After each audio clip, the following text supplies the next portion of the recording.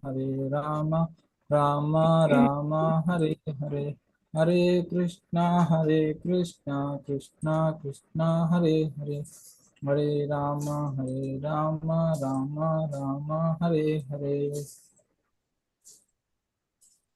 ಎಲ್ಲರಿಗೂ ಕೇಳಿಸ್ತಾ ಉಂಟಲ್ಲ?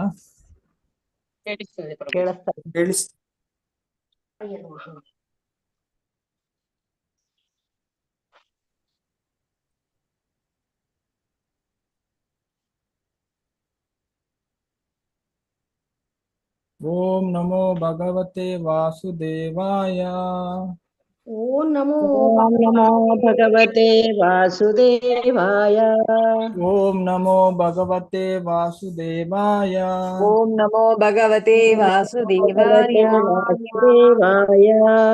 ಓಂ ನಮೋ ಭಗವತೆ ವಾಸುದೇವಾಯ. ಓಂ ನಮೋ ಭಗವತೆ ವಾಸುದೇವಾಯ. ಓಂ ನಮೋ ಭಗವತೆ ವಾಸುದೇವಾಯ. ಓಕೆ ಸರಿ.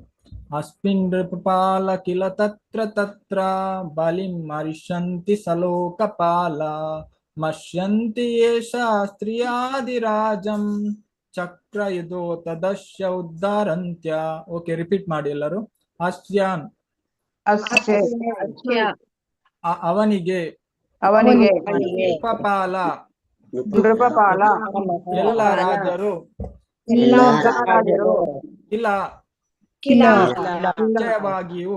ನಿಶ್ಚಯವಾಗಿಯೂ ತತ್ರ ತತ್ರ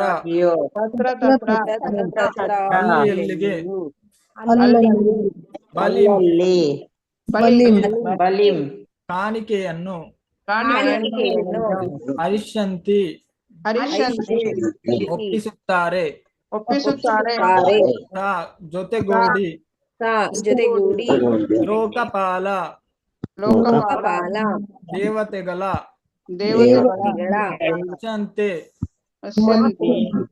ತಿಳಿಯುತ್ತಾರೆ. ಯೇಷಂ ಈ ರಾಜರುಗಳ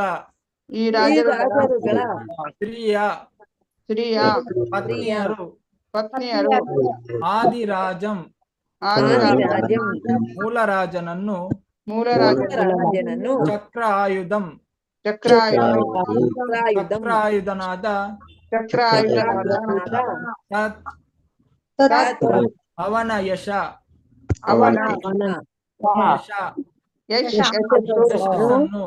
ಯಶಸ್ಸನ್ನು ಉದ್ಧರಿಸುತ್ತಾ ಈ ಮಹಾರಾಜನು ಅನುವಾದ: ಈ ಮಹಾರಾಜನು ಜಗತ್ತಿನಾದ್ಯಂತ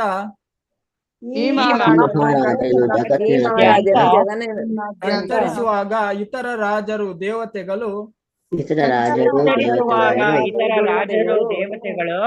ಅವನಿಗೆ ಬಗೆ ಬಗೆಯ ಕಾಣಿಕೆಗಳನ್ನು ಒಪ್ಪಿಸುತ್ತಾರೆ.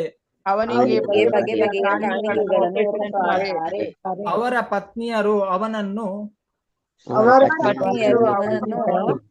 ಕೈಯಲ್ಲಿ ಗದಾ ಚಕ್ರ ಲಾಂಛನಗಳನ್ನು ಹಿಡಿದಿರುವ ಆದಿರಾಜನೆಂದು ಪರಿಗಣಿಸಿ ಅವನ ಕೀರ್ತಿಯನ್ನು ಆಡುತ್ತಾರೆ. ಏಕೆಂದರೆ ಅವನು ದೇವೋತ್ತಮ ಪರಮಪುರುಷನಂತೆಯೇ ಪ್ರಸಿದ್ಧನಾಗಿರುತ್ತಾನೆ. ಓಕೆ, ಭಾವಾರ್ಥ ಓದಿ ಮಾತಾಜಿ ಯಾರಾದ್ರು. ಹರೇ ಕೃಷ್ಣ. ಹರೇ ಕೃಷ್ಣ. ಹರೇ ಕೃಷ್ಣ. ಲಕ್ಷ್ಮೀ ಕೇಶವ ಮಾತಾಜಿ ಓದ್ತೀನಿ ಮಾತಾಜಿ. ಹರೇ ಕೃಷ್ಣ. ಪ್ರಸಿದ್ಧಿಗೆ ಸಂಬಂಧಿಸಿದಂತೆ ಹೇಳುವುದಾದರೆ, ಪಕ್ಷದಲ್ಲಿ ಋತು ಮಹಾರಾಜನು ಈಗಾಗಲೇ ದೇವೋತ್ತಮ ಪರಮಪುರುಷನ ಅವತಾರವೆಂದು ಪ್ರಸಿದ್ಧನಾಗಿದ್ದಾನೆ. ಆದಿರಾಜಂ ಎಂಬ ಪದಕ್ಕೆ ಮೂಲ ಚಕ್ರವರ್ತಿ ಎಂದು ಅರ್ಥ. ಮೂಲರಾಜನು ನಾರಾಯಣ ಅಥವಾ ಭಗವಾನ್ ವಿಷ್ಣು. ನಿಜವಾಗಿ ಸಕಲ ಜೀವಕೋಟಿಯ ಸಂರಕ್ಷಕನಾದವನು ಮೂಲರಾಜ ಅಥವಾ ನಾರಾಯಣ ಅಂತ ಜನರು ಅರಿಯರು. ವೇದಗಳಲ್ಲಿ ಸ್ಥಿರೀಕರಿಸಿರುವಂತೆ ಏಕೋ ಬಹುನಾಂ ಯೋ ವಿದಾತಿ ಕಾಮಾನ್. ವಾಸ್ತವದಲ್ಲಿ ದೇವೋತ್ತಮ ಪರಮ ಪುರುಷನೇ ಸಮಸ್ತ ಜೀವಿಗಳನ್ನು ಪೋಷಿಸುತ್ತಿದ್ದಾನೆ. ರಾಜ ಅಥವಾ ನರದೇವನು ಅವನ ಪ್ರತಿನಿಧಿ. ಆದ್ದರಿಂದ ಸಕಲ ಜೀವಿಗಳ ಪರಿಪಾಲನೆಗೆ ತಕ್ಕಂತೆ ಸಂಪತ್ತಿನ ಹಂಚಿಕೆಯ ಉಸ್ತುವಾರಿಯನ್ನು ತಾನೇ ನೋಡಿಕೊಳ್ಳುವುದು ರಾಜನ ಕರ್ತವ್ಯ. ಅದನ್ನು ಸರಿಯಾಗಿ ನೆರವೇರಿಸಿದರೆ ಅವನೇ ನಾರಾಯಣನಂತೆಯೇ ಯಶಗಳಿಸುತ್ತಾನೆ. ಈ ಶ್ಲೋಕದಲ್ಲಿ ಹೇಳಿರುವಂತೆ ತತ್ ಯಶ ಋತು ಮಹಾರಾಜನು ದೇವೋತ್ತಮ ಪರಮ ಪುರುಷನ ಪ್ರಸಿದ್ಧಿಯನ್ನು ಧರಿಸಿದ್ದನು. ಏಕೆಂದರೆ ನೆಲೆಯಿಂದಲೇ ಅವನು ಇಡೀ ಜಗತ್ತನ್ನು ಆಳುತ್ತಿದ್ದನು. ಹರೇ ಕೃಷ್ಣ ಮಾತಾಜಿ. ಹರೇ ಕೃಷ್ಣ ಪ್ರಭುಜಿ. ಹರೇ ಕೃಷ್ಣ. ಅಂದ್ರೆ ಇಲ್ಲಿ ನೋಡಿ ಹೇಳ್ತಾರೆ, ಪೃಥು ಮಹಾರಾಜರ ನೀನು ಅವರು ಜಗತ್ತಿನಾದ್ಯಂತ ಅವ್ರು ಏನು ಸಂಚರಿಸುವಾಗಲೂ ಅವ್ರಿಗೇನು ಬಗೆ ಬಗೆಯ ಕಾಣಿಕೆಗಳನ್ನು ಹಾಗೆ ಅವರಿಗೆ ಗೌರವವನ್ನು ಎಲ್ಲರೂ ಏನು ಸಲ್ಲಿಸ್ತಾ ಇದ್ರು, ಕೀರ್ತಿಯನ್ನು. ಯಾಕೆ ಅಂದ್ರೆ ಇಲ್ಲಿ ಹೇಳ್ತಾರೆ ಅವರು ರಾಜ್ಯ ಅಂದ್ರೆ ಸಾಮಾನ್ಯ ಆದವರಲ್ಲ, ಅಂದ್ರೆ ಅವರು ಭಗವಂತನ ಭಕ್ತರ. ಹಾಗೇನೆ ನಾವು ಲಾಸ್ಟ್ ಇದರಲ್ಲಿ ನೋಡಿದ್ರೆ ಅವರೇನು ಶಕ್ತಿ ಆವೇಶ ಅವತಾರ. ಹಾಗೇನೆ ಹೇಳ್ತಾರೆ ಅಂದ್ರೆ ಭಗವಂತನ ಭಕ್ತರು ಅಂದ್ರೆ ಆ ಭಗವಂತನೇನು ಎಲ್ಲ ಗುಣಗಳನ್ನು ಹೊಂದಿರ್ತಾರೆ. ಹಾಗೇನೆ ಅವ್ರೇನು ಎಲ್ಲ ಜಗತ್ತಿನ ಇಲ್ಲಿ ಹೇಳ್ತಾರೆ ಅಂದ್ರೆ ಜಗತ್ತಿನ ಇಲ್ಲಿ ಹೇಳ್ತಾರೆ ಭಗವಾನ್ ವಿಷ್ಣು ನಿಜವಾಗಿ ಸಕಲ ಜೀವ ಕೋಟಿಯ ಸಂರಕ್ಷಣಾದವನು, ಮೂಲ ರಾಜ ಅಥವಾ ನಾರಾಯಣ ಎಂದು ಜನರು ಅರಿಯುವರು. ಹಾಗೇನೆ ಯಾರು ರಾಜರಿದ್ದಾರೆ ಅವರು ಸಹ ಏನು ಆ ಭಗವಂತನೇನು ಪ್ರತಿನಿಧಿ. ಹಾಗೇನೆ ಅವ್ರೇನು ಎಲ್ಲವನ್ನು ಇದು ಮಾಡ್ಲಿಕ್ಕೆ ಸಾಧ್ಯ ಆಗುತ್ತೆ. ಹೇಗೆ ಅವರು ಭಗವಂತನ ಭಕ್ತರಾಗಿದ್ರೆ ಮಾತ್ರ ಸಾಧ್ಯ. ಇಲ್ಲಿ ಏನ್ ಹೇಳ್ತಾರೆ ಅಂದ್ರೆ ವೇದಗಳಲ್ಲಿ ಹೇಳ್ತಾರೆ, ಈ ಶ್ಲೋಕವನ್ನು ಹೇಳ್ತಾರೆ, ಏಕೋ ಬೌನ ಓ ವಿದದಾತಿ ಕಾಮಾನ್.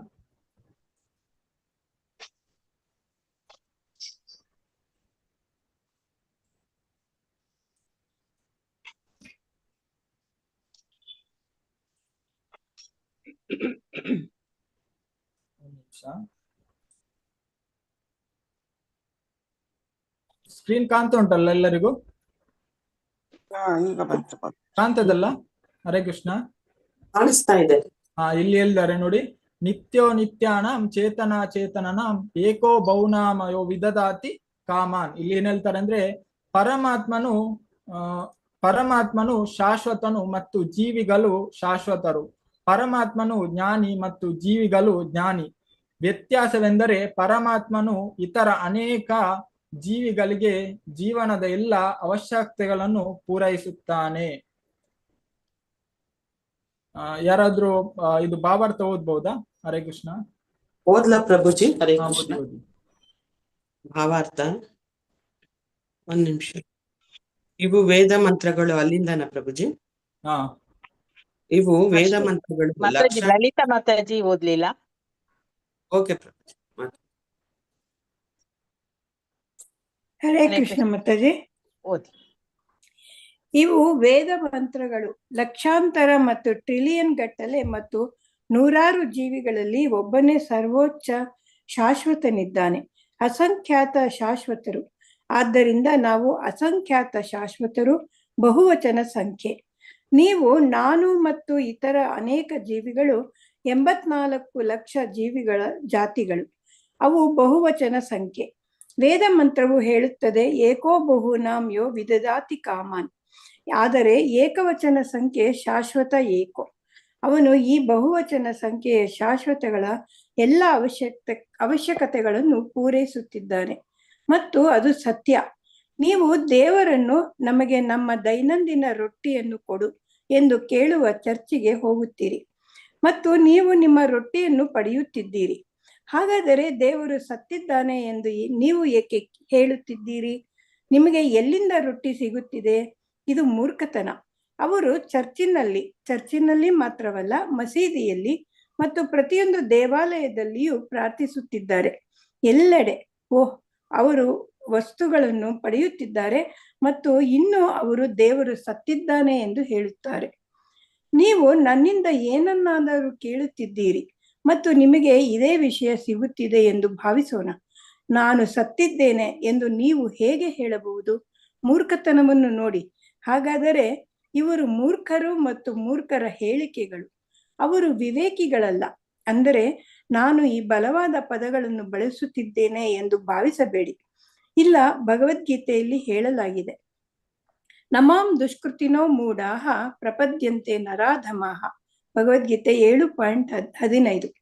ಅತ್ಯಂತ ಮೂರ್ಖರು, ಮಾನವ ಕುಲದ ಅತ್ಯಂತ ಕೆಳಮಟ್ಟದವರು, ಭ್ರಮೆಯಿಂದ ಜ್ಞಾನವನ್ನು ಕದ್ದವರು ಮತ್ತು ರಾಕ್ಷಸರ ನಾಸ್ತಿಕ ಸ್ವಭಾವವನ್ನು ಹೊಂದಿರುವ ಆ ದುಷ್ಟರು ನನಗೆ ಶರಣಾಗುವುದಿಲ್ಲ.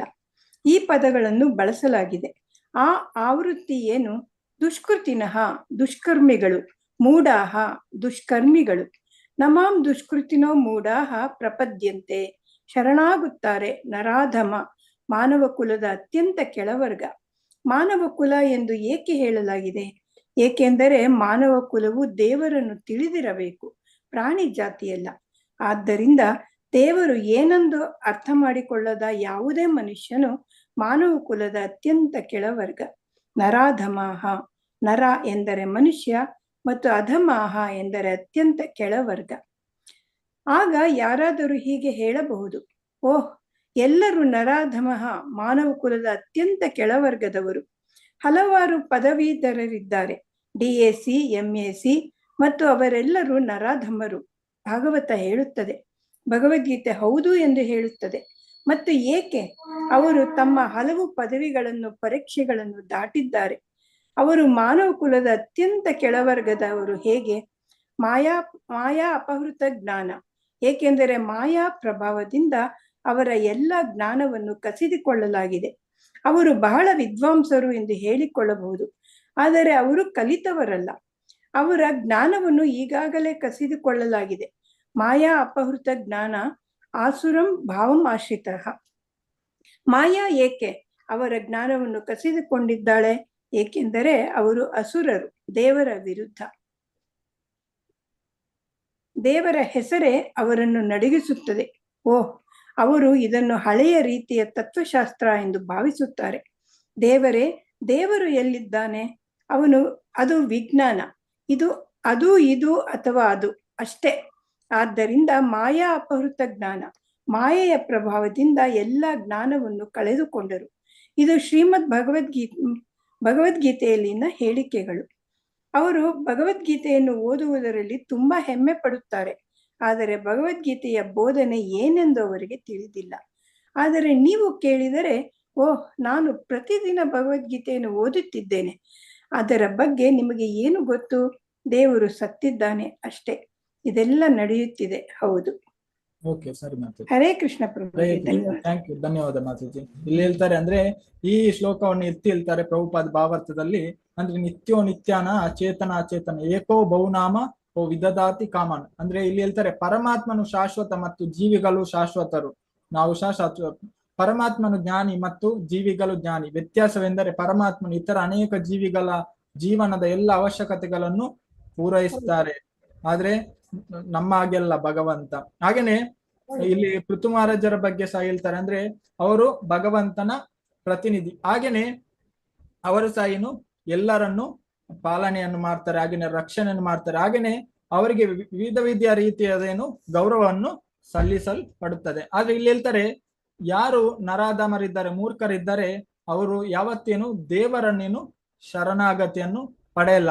ಅವ್ರಿಗೇನಂದ್ರೆ ಅವರದ್ದೇ ಆದಂತ ಏನು ಅಹಂಕಾರ ಇರುತ್ತೆ, ಮಿಥ್ಯ ಅಹಂಕಾರ ಅವ್ರದ್ದಿರುತ್ತೆ. ಅವರು ಬಿಡುವುದಿಲ್ಲ. ಅಂದ್ರೆ ನನಗೆಲ್ಲವೂ ತಿಳಿದಿದೆ. ಅವ್ರಿಗೇನಾದ್ರು ನೀವು ಭಗವಂತನ ಬಗ್ಗೆ ಹೇಳಿದ್ರು ಏನು, ಅವರು ಭಗವಂತನಿಗೆ ಆಗ್ಲಿ ಭಗವಂತನ ಭಕ್ತರಿಗಾಗ್ಲಿ ಅವರೇನು ಶರಣಾಗತಿಯನ್ನು ಪಡೆದಿಲ್ಲ. ಇಲ್ಲಿ ಯಾಕೆ ಪೃಥು ಮಹಾರಾಜರಿಗೆ ಎಲ್ಲರೂ ಗೌರವವನ್ನು ಕೊಡ್ತಾ ಇದ್ದಾರೆ? ಯಾಕೆ ಕೊಡ್ತಾ ಇದ್ದಾರೆ? ಎಲ್ಲ ದೇವತೆಗಳು ಎಲ್ಲರೂ ಯಾಕೆ ಕೊಡ್ತಾ ಇದ್ದಾರೆ? ಅವರು ಭಗವಂತನ ಅಂಶ. ಅವರ ಖಾಲಿ ರಾಜ ಅಂತಲ್ಲ, ಸತ್ಯಾವೇಶ ಅವತಾರ ಅವರು. ಭಗವಂತ. ಆಮೇಲೆ ಎಲ್ಲಾ ಪ್ರಜೆಗಳಿಗೂ ಅವರು ಸುಖದಿಂದ ನೋಡ್ತಾ ಇರ್ತಾರೆ, ಅವರಿಗೆ ಎಲ್ಲರಿಗೂ ಸಮನಾಗಿ ಕಾಣ್ತಾ ಇರ್ತಾರೆ. ಅವರು ತನ್ನ ಸ್ವಂತ ಮಗನೇ ತಪ್ಪು ಮಾಡಿದ್ರು ಅವನಿಗೂ ಶಿಕ್ಷೆ ಕೊಡುವಂತ ಅರ್ಹರಾಗಿದ್ದಾರೆ. ಹರೇ ಕೃಷ್ಣ ಪ್ರಭು. ಹರೇ ಕೃಷ್ಣ. ಅಂದ್ರೆ ನೋಡ್ಬೋದು, ಅಂದ್ರೆ ಪೃಥು ಮಹಾರಾಜರು ಅಂದ್ರೆ ಅವರು ಭಗವಂತನ ಸ್ವಯಂ ಇದು. ಹಾಗೇನೆ ಅವರೇನು ಎಲ್ಲರನ್ನು ಇದು ಮಾಡ್ತಾರೆ. ಹಾಗೇನೆ ನಾವು ನೋಡ್ಬೋದು, ಅಂದ್ರೆ ಭಗವಂತನ ಭಕ್ತರಂದ್ರೆ ಅವರು ಭಗವಂತನ ಏನು ಗುಣಗಳನ್ನು ಹೊಂದಿರ್ತಾರೆ, ಹಾಗೇನೆ ಅವರು ಎಲ್ಲರನ್ನು ಉದ್ಧಾರ ಮಾಡ್ತಾರೆ. ಹಾಗೇನೆ ನಾವು ನೋಡ್ಬೋದು ಈಗ ಹಾಗೇನೆ ಈಗ ದುರ್ಯೋಧನ ಇದ್ದ, ಅವನು ಭಗವಂತ ಇದ್ರು ಅವನ ಎದುರಿಗಿದ್ರು ಅವನೇನು ಆ ಭಗವಂತನಿಗೇನು ಶರಣಾಗತಿಯನ್ನು ಅವನು ಹೊಂದಲಿಲ್ಲ.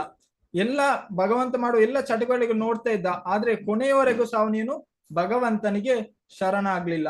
ಈಗ ಹೇಳ್ತಾರೆ ಅಂದ್ರೆ ಭಗವಂತನಿಗೆ ಶರಣಾಗ್ಬೇಕಾದ್ರೆ ಅವರು ಅಂದ್ರೆ ಯಾವುದೇ ರೀತಿ ಇರ್ಲಿ, ಯಾವುದೇ ಕುಲದಲ್ಲಿ ಯಾವುದೇ ಜನಿಸಿರ್ಲಿ, ಅವರೇನು ಭಗವಂತನಿಗೆ ಶರಣಾಗ್ಬೋದು. ನಾವು ನೋಡಿರ್ಬೋದು ಪ್ರಹ್ಲಾದ್ ಮಹಾರಾಜರು, ಅವರು ಯಾರಾಗಿದ್ರು, ಅವರು ಅಸುರ ಕುಲದಲ್ಲಿ ಜನಿಸಿದ್ರು, ಆದ್ರೆ ಅವ್ರು ಏನಾಗ್ತಾರೆ, ಯಾರಿಗೆ ಶರಣಾಗ್ತಾರೆ, ಭಗವಂತನಿಗೆ ಶರಣಾಗ್ತಾರೆ. ಅದೇ ರೀತಿ ನಾವು ಬಲಿ ಮಹಾರಾಜರನ್ನು ನೋಡ್ಬೋದು. ಈ ಒಂದು ಅವರ ಗುರು ಹೇಳ್ತಾರೆ ಏನು, ಶುಕ್ರಾಚಾರ್ಯರೇನು, ನೀನು ಆ ಬಾಲಕನಿಗೆ, ಅವನು ಬಾಲಕನ ರೂಪದಲ್ಲಿ ಬಂದಿದ್ದಾರೆ ವಾಮನದೇವ, ನೀನು ಅವರಿಗೆ ಶರಣಾದ್ರೆ ನೀನೇನು ಎಲ್ಲ ನಿನ್ನನ್ನು ಕಸಿದುಕೊಳ್ತಾರೆ. ಆದ್ರೂ ಏನು ಬಲಿ ಮಹಾರಾಜ ಯಾರ ಮಾತನ್ನು ಕೇಳದೇನು ಭಗವಂತನಿಗೇನು ಸಂಪೂರ್ಣವಾಗಿ ಅವರು ಶರಣಾಗ್ತಾರೆ. ಅಂದ್ರೆ ಪ್ರಭುಪಾದ ಹೇಳ್ತಾರೆ 3 ರೀತಿಯ ಮೂರ್ಖರಿದ್ದಾರೆ ಅಂದೆ. ಒಂದು ಕರ್ಮಿ, ಅವರು 3rd ಕ್ಲಾಸ್ ಮೂರ್ಖರು ಅಂತ ಹೇಳ್ತಾರೆ, 3ನೇ ವರ್ಗದ ಮೂರ್ಖರು. ಹಾಗೇನೆ 2ನೇ ಅವರು ಜ್ಞಾನಿ, ಅಂದ್ರೆ ನಾನು ಎಲ್ಲವನ್ನು ತಿಳಿದುಕೊಂಡಿದ್ದೇನೆ, ನನಗೆ ಅದು ಗೊತ್ತು, ಅವರು 2ನೇ ರೀತಿಯ ಮೂರ್ಖರು. ಹಾಗೇನೆ ಪ್ರಭುಪಾದ ಹೇಳ್ತಾರೆ 1ನೇ ರೀತಿಯ ಯೋಗಿಗಳು, ಅಂದ್ರೆ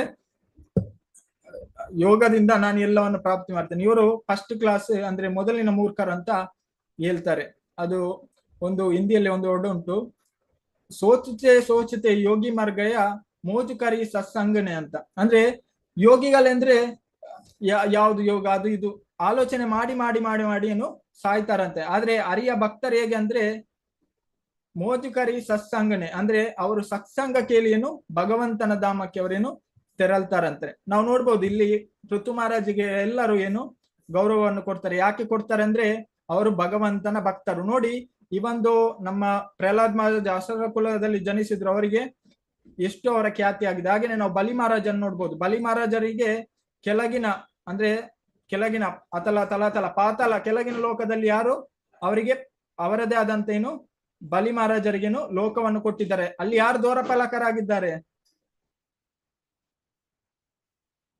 ಬಲಿ ಮಹಾರಾಜರಿಗೆ ವಾಮನದೇವರು. ನೋಡಿ, ಭಗವಂತನಿಗೆ ಶರಣಾದ್ರೆ ಆ ಭಕ್ತ ಪರಾಧೀನ, ಭಗವಂತ ಎಲ್ಲಿಗೆ ಸಹ ಹೋಗ್ಲಿ ಅವರಂದ್ರೆ ಅವರಿಗೆ ಯಾವ ಸೇವೆಯನ್ನು ಮಾಡ್ಲಿಕ್ಕೆ ರೆಡಿ. ನೋಡಿ, ಭಗವಂತನ ಭಕ್ತರು. ನೋಡಿ, ಬಲಿ ಮಹಾರಾಜ್ ಅವರು ಅಷ್ಟು ಶರಣಾದ ಭಗವಂತ ಏನ್ ಮಾಡಿದ್ರು ಅವರಿಗೆ, ಅವರು ಪರ್ಸನಲ್ ಆಗೇನು ಅವರು ಭಗವಂತನ ದ್ವಾರಪಾಲಕರಾದ್ರು. ಆ ಭಗವಂತ ಯಾರ್ದು? ಬಲಿ ಮಹಾರಾಜರದು. ಹಾಗೇನೆ ಈ ಭಗವಂತನ ಭಕ್ತರದ್ದು ನಾವು ಗುರುಪೂಜೆಯಲ್ಲಿ ನೋಡ್ಬೋದು. ಏಬೇಶ ಸುಸುಕ್ ತ್ರಿಭುವನ, ಅಂದ್ರೆ ಅವ್ರ ಎಲ್ಲ ಲೋಕದಲ್ಲಿ ಅವರೇನು ಪ್ರಸಿದ್ಧಿ, ಅವರೇನು ಖ್ಯಾತಿ ಇರುತ್ತೆ, ಯಾರು ಭಗವಂತನ ಭಕ್ತರಿದ್ದಾರೆ. ನಾವು ನೋಡ್ಬೋದು ಈಗ ಪ್ರಭುಪಾದ್ ಅವರು ವಿದೇಶಕ್ಕೆ ಹೋದ್ರು, ಅಂದ್ರೆ ನಾವು ತಿಳ್ಕೊಳ್ಬಾರ್ದು ಅವರು ನಮ್ಮ ತರ ಅಲ್ಲ, ಅಂದ್ರೆ ಅವರು ಭಗವಂತನ ಶುದ್ಧ ಭಕ್ತರು. 2 ರೀತಿಯಲ್ಲಿ ಇರ್ತಾರೆ, ಒಂದು ಅಕ್ಷರ ನಾವು ನೋಡಿರ್ಬೋದು ಭಗವದ್ಗೀತೆಯಲ್ಲಿ, ಮತ್ತೊಂದು ಶರರು.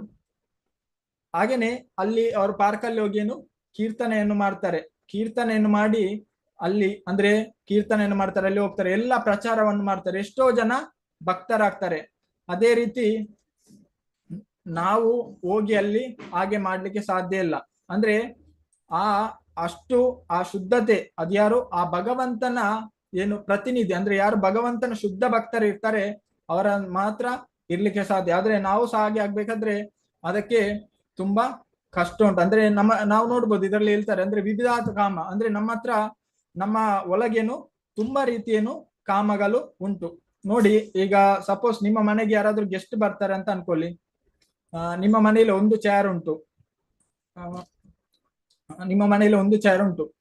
ಆಲ್ರೆಡಿ ಒಬ್ಬರು ಕುಳಿತುಕೊಂಡಿದ್ದಾರೆ ಅಲ್ಲಿ. ಈಗ ಯಾರೋ ಸ್ವಾಮೀಜಿ ಯಾರೋ ಬಂದ್ರೆ ಅನ್ಕೊಳ್ಳಿ, ಅವರಿಗೆ ಈಗ ಪುನಃ ಅವರನ್ನು ಕುತ್ಕೊಳ್ಳಿಸ್ಬೇಕು. ಆಗ ನೀವು ಅದೇ ಕುರ್ಚಿಯಲ್ಲಿ ಅವರನ್ನು ಕುತ್ಕೊಳ್ಳಿಸಿಕೆ ಆಗುತ್ತಾ?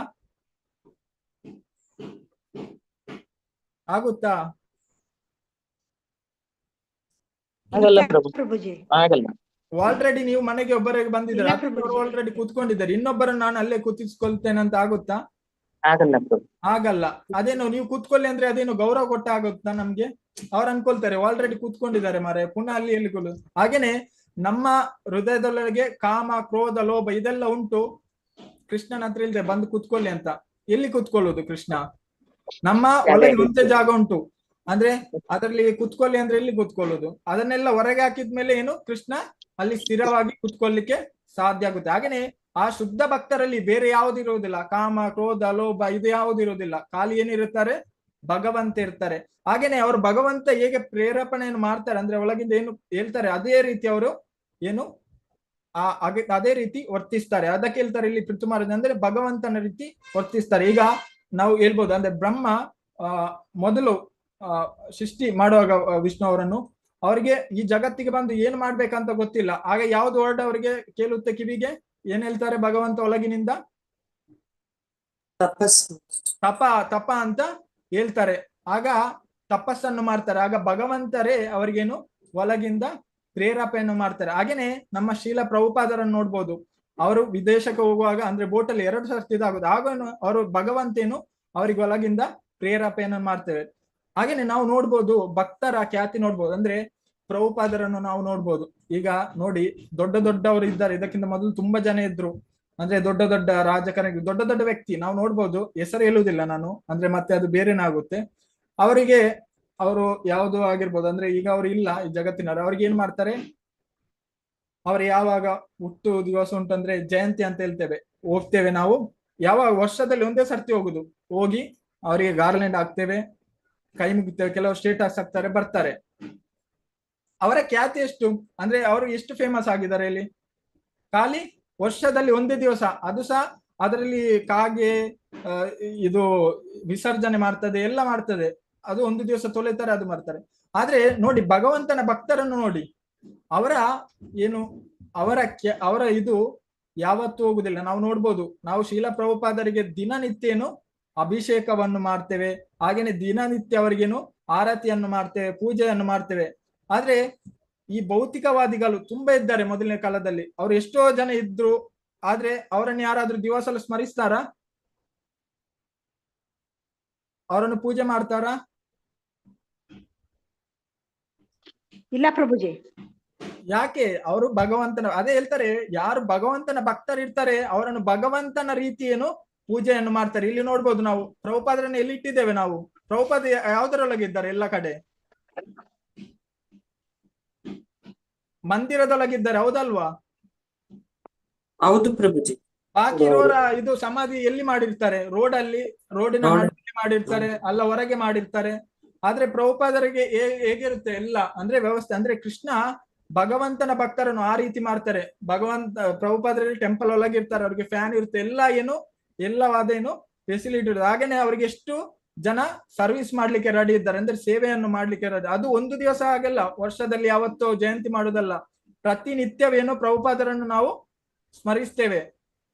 ಅದು ಭಗವಂತನ ಭಕ್ತರ. ಖಾಲಿ ನಾವಲ್ಲ, ಇಡೀ ದೇವತೆಗಳು ಸಹ ಏನು ಹೇಳ್ತಾರಲ್ಲ ಗುರುಪೂಜೆಯಲ್ಲಿ, ಏಬೇಶ ಶುಶು ತ್ರಿಭುವನದಲ್ಲಿ ಎಲ್ಲ ಏನು ಆ ಭಗವಂತನ ಭಕ್ತರೇನು ಹೆಸರನ್ನು ಹೇಳ್ತೇವೆ. ಆದ್ರೂ ಕೆಲವರು ಯಾರು ದ್ವೇಷಿಗಳಿದ್ದಾರೆ, ಅಂದ್ರೆ ಯಾರು ಭಗವಂತನಿಗೆ ಹಾಗೇನೆ ಭಗವಂತನ ಭಕ್ತರಿಗೆ ಶರಣಾಗುವುದಿಲ್ಲ, ಅವರು ಏನ್ ಹೇಳ್ತಾರೆ ಅಂದ್ರೆ ಅದರಲ್ಲಿ ಏನುಂಟು, ಅದು ದೊಡ್ಡ ವಿಷಯನ. ಪ್ರಭುಪಾದರಿಗೆ ಏನು ಅಲ್ಲಿ ಪಾರ್ಕಲ್ಲಿ ಹೋಗಿ ಏನು ಕೀರ್ತನೆಯನ್ನು ಮಾಡುದು ಅದು ದೊಡ್ಡ ವಿಷಯ, ಎಲ್ಲರೂ ಭಕ್ತರಾಗ್ತಾರೆ, ಅದರಲ್ಲಿ ಏನುಂಟು ದೊಡ್ಡ ವಿಷಯ ಅಂತ.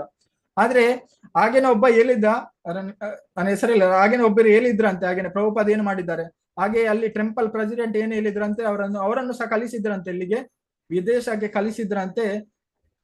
ಅವ್ರು ಏನು ಪ್ರಚಾರ ಮಾಡ್ತೇನೆ ಅಂತ ಹೋದ್ರಂತೆ. ಬರುವಾಗ ಅವರು ಫಾರಿನ್ ಡಿವೋಟಿಯನ್ನು ಮದುವೆಯಾಗಿ ಬಂದ್ರಂತೆ ಪ್ರಚಾರ ಮಾಡ್ಲಿಕ್ಕೆ. ಅದು ಅಂದ್ರೆ ಬಾಯಲ್ಲಿ ಹೇಳುವಷ್ಟು ಏನು ಸುಲಭ ಇಲ್ಲ. ಅಂದ್ರೆ ಪ್ರಭುಪಾದ ಯಾವಾಗ್ಲೂ ಏನು ಅವರ ಒಳಗೇನು ಕಾಮ, ಕ್ರೋಧ, ಲೋಭ ಯಾವುದಿರುವುದಿಲ್ಲ. ಯಾರು ಭಗವಂತನ ಶುದ್ಧ, ಅವರಲ್ಲಿ ಖಾಲಿ ಏನು ಅವರು ಖಾಲಿ ಕೃಷ್ಣನಿಗೇನು ಅವರು ಖಾಲಿ ಸ್ಥಾನವನ್ನು ಕೊಟ್ಟಿರ್ತಾರೆ. ಆದ್ರೆ ನಾವು ಹಾಗೆಲ್ಲ, ನಾವು ಎಲ್ಲರಿಗೇನು ಕಾಮ, ಕ್ರೋಧ, ಲೋಭ ಇದಕ್ಕೆಲ್ಲವನ್ನು ಸ್ಥಾನವನ್ನು ಕೊಟ್ಟಿರ್ತೇವೆ. ಹಾಗಾಗಿ ಏನು ಆ ಭಗವಂತನ ಏನು ಮಾತನ್ನು ನಮ್ಗೆ ಕೇಳಲಿಕ್ಕೆ ಸಾಧ್ಯ ಆಗುದಿಲ್ಲ. ಹಾಗೇನೆ ಭಗವಂತನ ಭಕ್ತರು ಹಾಗೆ ಅಭಕ್ತರಿಗೆ ತುಂಬಾ ಏನು ವ್ಯತ್ಯಾಸ ಉಂಟು. ಆದ್ರೆ ಭಗವಂತನ ಭಕ್ತರೇನು ಆ ಖ್ಯಾತಿ ಎಲ್ಲ ಕಡೆನು ಹರಡಿರುತ್ತೆ, ನಮ್ಮ ಹಾಗೆ ಅಲ್ಲ. ಅಂದ್ರೆ ಭಗವಂತ ಯಾರನ್ನಾದ್ರೂ ಫೇಮಸ್ ಮಾಡ್ಬೇಕಂದ್ರೆ ನಮ್ಮಿಂದ ತಡಿಲಿಕ್ಕೆ ಸಾಧ್ಯ ಇಲ್ಲ. ಹಾಗೇನೆ ಈ ಒಂದು ದೊಡ್ಡ ದೊಡ್ಡ ಜ್ಞಾನಿಗಳಿದ್ದ, ದೊಡ್ಡ ದೊಡ್ಡ ಸ್ಕಾಲರ್ ಇದ್ದ, ಅವರಿಗೆ ಫೇಮಸ್ ಆಗ್ಬೇಕಂತ ಉಂಟು, ಆದ್ರೂ ಅವರು ಆಗ್ಲಿಕ್ಕೆ ಸಾಧ್ಯ ಇಲ್ಲ. ಆದ್ರೆ ಭಗವಂತನ ಭಕ್ತರು ಫೇಮಸ್ ಆದ್ರೆ ಅದು ಶಾಶ್ವತವಾದಂತ ಫೇಮಸ್. ಬಾಕಿ ಇರೋರು ಅವರ ಫೇಮಸ್ ಏನು, ವರ್ಷದಲ್ಲಿ ಒಂದು ಸರ್ತಿ, ಅದು ಸಹ ಸರಿ ಮಾಡುದಿಲ್ಲ, ಅದು ಮನಸ್ಪೂರ್ವಕ ಮಾಡುದಿಲ್ಲ, ಅದು ಸಹ ಒಂದು ಹೆಸರಿಗೆ ಅಂತೇನು ಮಾಡ್ತಾರೆ. ಆದ್ರೆ ಭಗವಂತನ ಭಕ್ತರು ಪ್ರತಿಯೊಬ್ಬರ ಹೃದಯದಲ್ಲೇನು ನೆಲೆಯಾಗಿ ಇರ್ತಾರೆ. ಹಾಗೇನೆ ಅದು ಭಗವಂತನಿಗೇನು ತುಂಬಾ ಖುಷಿಯನ್ನು ಸಹ ಕೊಡುತ್ತದೆ.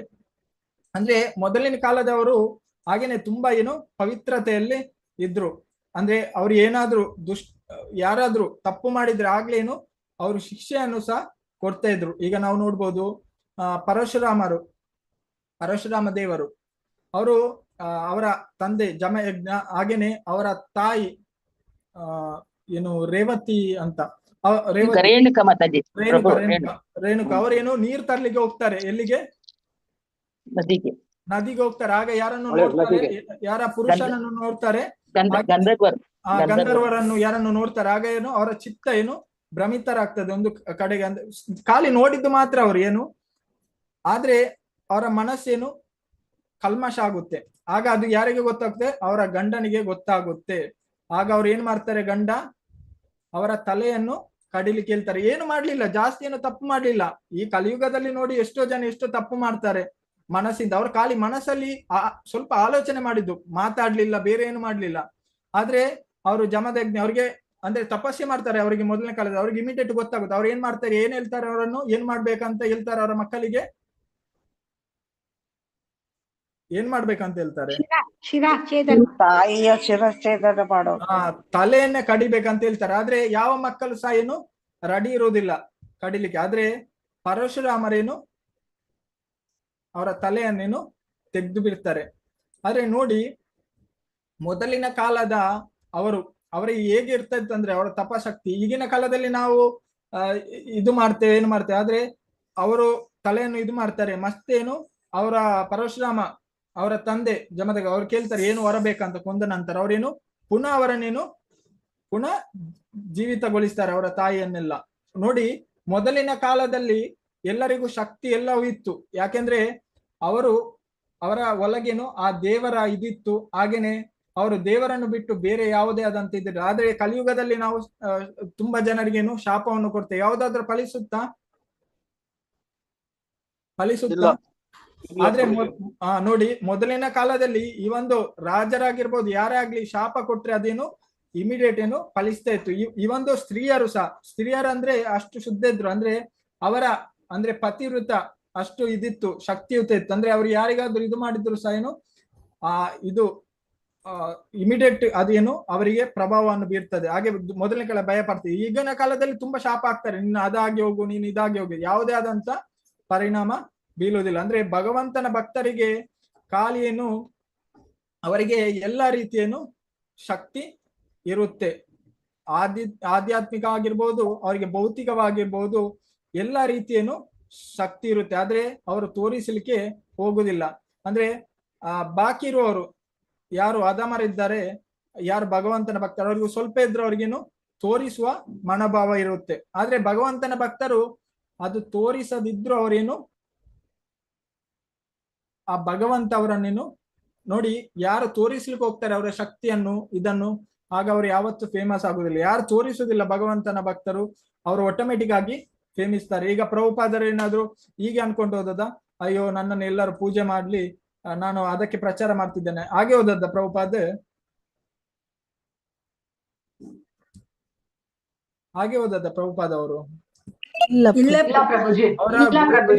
ಅವರ ಗುರುವಿನ ಆದೇಶದಲ್ಲಿ ಅವರು ಓದದ್ದು. ಹಾಗೇನೆ ಅವರು ಕೃಷ್ಣನ ಸ್ಮರಿಸಿ ಓದದ್ದು. ಹಾಗೇನೆ ಯಾರು ಭಗವಂತನೊಳಗಿರ್ತಾರೆ ಅವ್ರಿಗೆ ಆಟೋಮೆಟಿಕ್ ಆಗಿ ಬಾಕಿ ಇರುವವರಿಗೆ ಏನು ಸಾಮಾನ್ಯವಾಗಿ ಅವರ ಮೇಲೆ ಗೌರವ ಬರುತ್ತೆ. ಅದು ಏನು ಭರಿಸ್ಬೇಕಂತ ಏನಿಲ್ಲ. ಇವೊಂದು ಅಂತವರು ಆ ಭಕ್ತರು ಪೃಥ್ವಿರಾಜರು ನೋಡ್ಬೋದು, ಅಲ್ಲಿ ಹೇಳ್ತಾರೆ ಅಂದ್ರೆ ಎಲ್ಲ ದೇವತೆಗಳು ಎಲ್ಲರೇನು ಅವರಿಗೆ ಗೌರವವನ್ನು ಸಲ್ಲಿಸ್ತಾರೆ. ಇವೊಂದು ಭೂಮಿ ತಾಯಿ ಆಗಿರ್ಬೋದು, ಹಾಗೇನೆ ಗಂಗಾದೇವಿ, ಇಂಥ ಭಕ್ತರು ಶುದ್ಧ ಭಕ್ತರು ಬರುವಾಗ ಅವ್ರಿಗೇನು ಖುಷಿ ಆಗುತ್ತೆ. ಈ ಒಂದು ಭೂಮಿ ತಾಯಿಗೆ ಸಹ ಯಾರು ಭಗವಂತನ ಭಕ್ತರಿದ್ದಾರೆ ಅವರನ್ನು ಕಂಡ್ರೆ ತುಂಬಾ ಖುಷಿ ಅಂತೆ. ಹಾಗೇನೆ ಯಾರು ಅಭಕ್ತರಿದ್ದಾರೆ ಅವರನ್ನು ಕಂಡ್ರೆ ಭೂಮಿ ತಾಯಿಗೇನು ತುಂಬಾ ಅಭಕ್ತರನ್ನು ಕಂಡ್ರೆ ಭೂಮಿ ತಾಯಿಗೆ ಒರ್ಲಿಕ್ಕೆ ಕಷ್ಟ ಆಗುತ್ತಂತೆ. ಈಗ ನೀವು ನೋಡ್ಬೋದು, ಮನೆಯಲ್ಲಿ ತುಂಬಾ ಮಕ್ಕಳು ಇರ್ತಾರೆ, ನಿಮ್ಗೆ ಸಾಕ್ಬೋದು ತಾಯಿಗೆ, ಆದ್ರೆ ಮಕ್ಕಳು ದುಷ್ಟರು ಇರ್ತಾರೆ, ಅಂದ್ರೆ ಮಾತನ್ನು ಕೇಳುದಿಲ್ಲ. ಅವರನ್ನು ಸಾಕ್ಲಿಕ್ಕೆ ನಮಗೆ ಕಷ್ಟ ಆಗುತ್ತಾ ಸುಲಭ ಆಗುತ್ತಾ? ಕಷ್ಟ ಆಗುತ್ತೆ ಸರ್, ಕಷ್ಟ ಕಷ್ಟ ಆಗುತ್ತೆ. ಆಗುತ್ತೆ ಪ್ರಭುಜಿ. ಈಗ ಒಳ್ಳೆ ಮಕ್ಕಳು ಇರ್ತಾರೆ, ಅವರನ್ನು ಸಾಕ್ಲಿಕ್ಕೆ ನಮಗೆ ಖುಷಿ ಆಗುತ್ತಾ ಅಲ್ಲ ಖುಷಿ ಕಷ್ಟ ಆಗುತ್ತೆ. ಆಗುತ್ತಾ? ಖುಷಿ ಹಾ, ಆಗುತ್ತೆ. ಖುಷಿ ಆಗುತ್ತೆ. ಹಾಗೇನೆ ಭಗವಂತನ ಭಕ್ತರು ಯಾರಿದ್ದಾರೆ ಅವರಿಗೆಲ್ಲರೇನು ಆ ದೇವತೆಗಳ ರೆಸ್ಪೆಕ್ಟ್, ಹಾಗೇನೆ ಭೂಮಿ ತಾಯಿಗೆ ಸಹ ಖುಷಿ ಆಗುತ್ತೆ. ಅವರು ನನ್ನ ಏನು ಭೂಮಿಯಲ್ಲಿ ಕಾಲಿಟ್ರೇನೆ ಅವ್ರಿಗೇನು ಪಾವನ ಆಗುತ್ತೆ. ಹಾಗೇನೆ ನಾವು ನೋಡ್ಬೋದು, ಗಂಗೆಯಲ್ಲಿ ತುಂಬಾ ಜನ ಸ್ನಾನ ಮಾಡ್ತಾರೆ, ಹೋಗ್ತಾರೆ ತುಂಬಾ ಜನ, ಆದ್ರೆ ಅಲ್ಲಿ ಗಂಗೆಗೆ ಹೋಗಿ ಸ್ನಾನ ಮಾಡ್ತಾರೆ. ದುಷ್ಟರು ಸ್ನಾನ ಮಾಡಿದಾಗ ಗಂಗಾದೇವಿ ಖುಷಿ ಆಗ್ತಾರ ಅಲ್ಲ ದುಃಖ ಆಗ್ತದ? ದುಃಖ ಆಗುತ್ತೆ ಅವಳಿಗೆ. ಹಾ, ಆದ್ರೆ ನಾವು ಹೋಗಿ ಸ್ನಾನ ಮಾಡ್ತೇವೆ, ಅದೆಲ್ಲ ಮಲಿನ ಆಗುತ್ತಂತೆ. ಆದ್ರೆ ಯಾರು ಈ ಅಂದ್ರೆ ಭಗವಂತನ ಭಕ್ತರಿದ್ದಾರೆ, ಹಾಗೆ ಸಂತ ಪುರುಷರಿದ್ದಾರೆ, ಆಗ ಮಲಿನ ಆದ ನೀರು ಅದೇನಾಗುತ್ತೆ? ಶುದ್ಧ ಆಗುತ್ತೆ. ಶುದ್ಧ ಆಗುತ್ತೆ. ನಮ್ಮಂತವ್ರು ಹೋದಾಗ ಅಶುದ್ಧ ಆಗುತ್ತೆ ಅಂತೆ. ಅದೇ ಪುನಃ ಶುದ್ಧ ಆಗ್ಬೇಕಾದ್ರೆ ಭಗವಂತನ ಭಕ್ತರು ಹೋಗ್ಬೇಕು. ಹಾಗೇನೆ ಭಗವಂತನ ಭಕ್ತರು ಎಲ್ಲೆಲ್ಲಿ ಹೋಗ್ತಾರೆ ಅಲ್ಲೆಲ್ಲೇನು ಶುದ್ಧ ಆಗುತ್ತೆ, ಹಾಗೇನೆ ಅವರಿಗೆ ಖುಷಿ ಆಗುತ್ತೆ. ಈಗ ನೋಡಿ, ನಿಮ್ಮ ಮನೆಗೆ ಯಾರಾದ್ರೂ ಒಳ್ಳೆ ಭಗವಂತನ ಭಕ್ತ ಬಂದ್ರ ಅಂತ ಅನ್ಕೊಳ್ಳಿ, ನಿಮ್ಗೆ ಖುಷಿ ಆಗುತ್ತಾ ಬೇಜಾರಾಗುತ್ತಾ? ಖುಷಿ ಆಗುತ್ತೆ ಸರ್. ಹಾ, ಖುಷಿ ಆಗುತ್ತೆ. ಏನ್ ಹೇಳ್ತೀರಿ ನೀವು? ಯಾವ್ದಾದ್ರು ಒಳ್ಳೆ ಕಾರ್ಯ ಇದ್ರೇನು ಭಗವಂತನ ಭಕ್ತರನ್ನು ಕರೆಸ್ತೀರಿ, ಅಂದ್ರೆ ನೀವು ಮುಟ್ಟಿದ್ರೆ ಸಾಕು, ಅಂದ್ರೆ ಆ ಭಗವಂತನ ಭಕ್ತರು ಶಕ್ತಿ ಅಷ್ಟೊಂದು, ಅಂದ್ರೆ ನೀವು ಮುಟ್ಟಿ ಅದು ಮಾಡಿ ಇದು ಮಾಡಿ ಏನು ನಮ್ಮ ಮನೆ ಪಾವನ ಆಯ್ತು. ಹಾಗೇನೆ ದುಷ್ಟರು ಬರ್ತಾರೆ ನಮ್ಮ ಮನೆಗೆ, ಆಗ ನಾವ್ ಏನ್ ಅನ್ಕೊಳ್ತೇವೆ? ಏನ್ ಗ್ರಾಚಾರ ಆಯ್ತು ಬರುತ್ತೋ ಹಾ, ಅನ್ಕೊಂತೀವಿ. ಹೊರಗಿಂದ ನಾವೇನೋ ಅವರಿಗೆ ರೆಸ್ಪೆಕ್ಟ್ ಅಂದ್ರೆ ಮರ್ಯಾದೆಯನ್ನು ಕೊಡ್ತೇವೆ, ಸಾಮಾನ್ಯವಾಗಿ ಕೊಡ್ತೇವೆ, ಅಯ್ಯೋ. ಆದ್ರೆ ಒಳಗಿಂದ ಅನ್ಕೊಳ್ತೇವೆ, ಅಯ್ಯೋ ಇವನು ಇಲ್ಲೇ ಬರ್ಬೇಕಿತ್ತ, ಅಂದ್ರೆ ನಮ್ಗೆ ಯಾರಾದ್ರೂ ಆಗಾದ್ರು ಬಂದ್ರೆ ನಾವ್ ಅನ್ಕೊಳ್ತೇವೆ, ಅಯ್ಯೋ ದುಷ್ಟ ಇಲ್ಲೇ ಬಂದ್ಬಿಟ್ನಾ, ಅಂದ್ರೆ ಒಳಗಿಂದ. ಹೊರಗಿಂದ ಎಲ್ಲದಿದ್ರು ನಾವು ಒಳಗಿಂದ ಹೇಳ್ತೇವೆ. ಆದ್ರೆ ಭಗವಂತನ ಭಕ್ತರು ಬರುವಾಗ ನಮ್ಗೆ ಅದು ಒಳಗಿಂದ ಆಕಸ್ಮಿಕವಾದೇನು ಗೌರವ ಬರುತ್ತೆ. ಆದ್ರೆ ಎಷ್ಟೇ ಭೌತಿಕ ವ್ಯಕ್ತಿಗಳಿರ್ಲಿ, ನರಾಧಮರಿರ್ಲಿ, ಅಂದ್ರೆ ದುಷ್ಟರು ಭಗವಂತನ ಭಕ್ತಿ ಸೇವೆಯನ್ನು ಮಾಡುವುದಿಲ್ಲ, ಅವರು ಬಂದಾಗ ನಮ್ಗೇನು ಅದು ಖುಷಿಯನ್ನು ಕೊಡುವುದಿಲ್ಲ. ಭಕ್ತರಿಗೆ ಅಂತವ್ರು ಬಂದ್ರೆ ಖಂಡಿತವಾಗಿಯೂ ಖುಷಿಯನ್ನು ಕೊಡುವುದಿಲ್ಲ. ಈ ಒಂದು ದುಷ್ಟರು ಸಹ ನೋಡಿ, ಕೆಲವರಿದ್ದಾರೆ, ಅವ್ರು ಯಾವ್ದಾದ್ರು ಮನೆ ಇದೆಲ್ಲ ಆಗುವಾಗ ಅವ್ರು ಯಾರನ್ನು ಕರೀತಾರೆ? ದುಷ್ಟರನ್ನು ಕರೀತಾರ ಅಲ್ಲ ಭಕ್ತರನ್ನು ಕರೀತಾರ? ಪುತ್ರನ್ ಕರೀತೀವಿ ಪ್ರಭು. ಅವರು ದುಷ್ಟರಾದ್ರು ಭಕ್ತರ, ಅವರಿಗೆ ಗೊತ್ತು ಅವ್ರ ಹೇಗೆ, ಅವರ ಇದು ಹೇಗೆ ಅಂತ. ಅಂದ್ರೆ ಅಷ್ಟಿಷ್ಟು ಅವರು ಬಂದ್ರೇನು ನಮ್ಮ ಏನು ಜೀವನ ಪಾವನ ಆಗ್ಬಹುದಂತ ಅವರಿಗೆ ಗೊತ್ತು. ಆದ್ರೆ ಅವ್ರೇನು ದುಷ್ಟ ಕಾರ್ಯದಲ್ಲಿ ತೊಡಗಿರ್ತಾರೆ.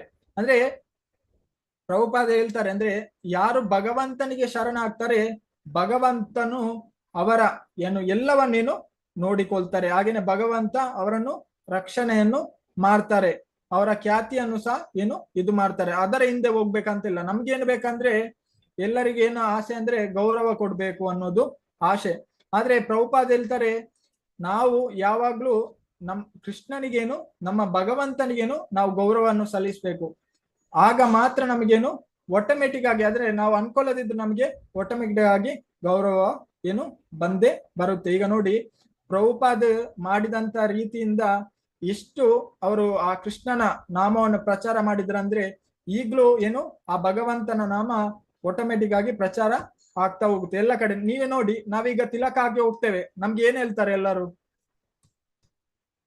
ಹರೇ ಕೃಷ್ಣ ಹೇಳ್ತಾರೆ. ಹರೇ ಕೃಷ್ಣ ಅಂತಾರೆ. ಹರೇ ಕೃಷ್ಣ ಹೇಳ್ತಾರೆ. ಹರೇ ಕೃಷ್ಣ ಹೇಳ್ತಾರೆ. ಅವ್ರಿಗೆ ನೋಡಿದ್ರೆ ಇವಂದು ಅವ್ರಿಗೆ ಏನ್ ಗೊತ್ತಿನ ಹರೇ ಕೃಷ್ಣದವ್ರು ಬಂದ್ರ ಅಂತ ಹೇಳ್ತಾರೆ. ಎಲ್ಲ ಹೇಳ್ತಾರಲ್ಲ ಹರೇ ಕೃಷ್ಣದವ್ರು ಬಂದ್ರ ಅಂತ. ಹೌದು, ಯಾರು ಹೇಳಿದ್ರು? ಇವಂದು ನಾವು ಒಮ್ಮೆ ಬುಕ್ ಡಿಸ್ಟ್ರಿಬ್ಯೂಷನ್ಗೆ ಹೋಗಿದ್ವಿ, ಆಗ ಒಬ್ರು ಕ್ರಿಶ್ಚಿಯನ್ ಲೇಡಿ ಹೇಳ್ತಾ ಇದ್ರು, ಅಂದ್ರೆ ನನಗೆ ಹರೇ ಕೃಷ್ಣದವ್ರನ್ನ ಕಂಡ್ರೆ ಆಗಲ್ಲ ಅಂತ. ಅಲ್ಲಿ ಸಹ ಪ್ರಚಾರ ಆಯ್ತು ನೋಡಿ. ಅವ್ರ ಭಗವಂತನ ಹೆಸರನ್ನು ಏನ್ ಹೇಳಿದ್ರು? ನಾನು ಕರೆಯುವುದಿಲ್ಲ ಅಂತ ಹೇಳಿದ್ರು. ಆದ್ರೆ ಅವ್ರು ಏನೇ ಮಾಡಿದ್ರು? ಹರೇ ಕೃಷ್ಣದವರನ್ನ ಅಂದ್ರು. ಹರೇ ಕೃಷ್ಣದವರನ್ನು ಕಂಡ್ರೆ ಆಗಲ್ಲ ಅಂತ. ನೋಡಿ, ಪ್ರಭುಪಾದ ಮಾಡಿದಂತ ರೀತಿ, ಪ್ರಭುಪಾದಿಗೆ ಕಾಲಿತಂದ್ರೆ ಕೃಷ್ಣನ ಏನು ಪ್ರಚಾರ ಆಗ್ಬೇಕು, ಹಾಗೆ ಕೃಷ್ಣನ ಬಗ್ಗೆ ಏನು ಎಲ್ಲರಿಗೂ ತಿಳಿಬೇಕು, ಹಾಗೆ ಕೃಷ್ಣನ ಮತ್ತೆ ನಮ್ಮ ಸಂಬಂಧ ಯಾವುದು ಅಂತ ಎಲ್ಲ ಜನರಿಗೆ ತಿಳಿಸ್ಬೇಕನ್ನೋ ರೀತಿಯಲ್ಲಿ ಅವರು ಆ ಇಸ್ಕಾನ್ ಸಂಸ್ಥೆಯನ್ನು ಮಾಡಿದ್ರು. ನೋಡಿ, ಇದರಲ್ಲಿ ಎಲ್ಲಾ ರೀತಿಯನ್ನು ಪ್ರಚಾರ ಆಗುತ್ತೆ. ಯಾರ ಪ್ರಚಾರ ಆಗುತ್ತೆ? ಭಗವಂತನ ಪ್ರಚಾರ ಆಗುತ್ತೆ. ಎಲ್ಲರೂ ಏನು ಆ ಭಗವಂತನನ್ನು ತಿಳ್ಕೊಳ್ಳಿಕ್ಕೆ ಸಾಧ್ಯ. ಮತ್ತೆ ಅವರಿಗೆ ಮನಸ್ಸಲ್ಲಿ ಕುತೂಹಲ ಆಗ್ತದೆ, ಯಾಕೆ ಇವರು ತಿಲಕ ಆಗ್ತಾರೆ, ಏನ್ ಮಾಡ್ತಾರೆ ಇವರು ಜಪ ಮಾಡ್ತಾರೆ. ಹಾಗೇನೆ ಅವ್ರು ಏನು ಆ ಭಗವಂತನಿಗೆ ಏನು ಭಗವಂತನ ಇದಕ್ಕೇನು ಬರ್ಲಿಕ್ಕೆ ಅವರಿಗೆ ಸಾಧ್ಯ ಆಗುತ್ತೆ ಆ ಪ್ರಭುಪಾದ್ ಮಾಡಿದಂತ ವಿಧಾನದಿಂದ. ಹಾಗೇನೆ ಹಾಗೇನೆ ಕೃಷ್ಣ ಬಿಡ್ತಾರ, ಯಾರು ಕೃಷ್ಣನನ್ನು ಫೇಮಸ್ ಮಾಡ್ತಾರೆ ಅವರನ್ನು ಕೃಷ್ಣ ಬಿಡ್ತಾರ?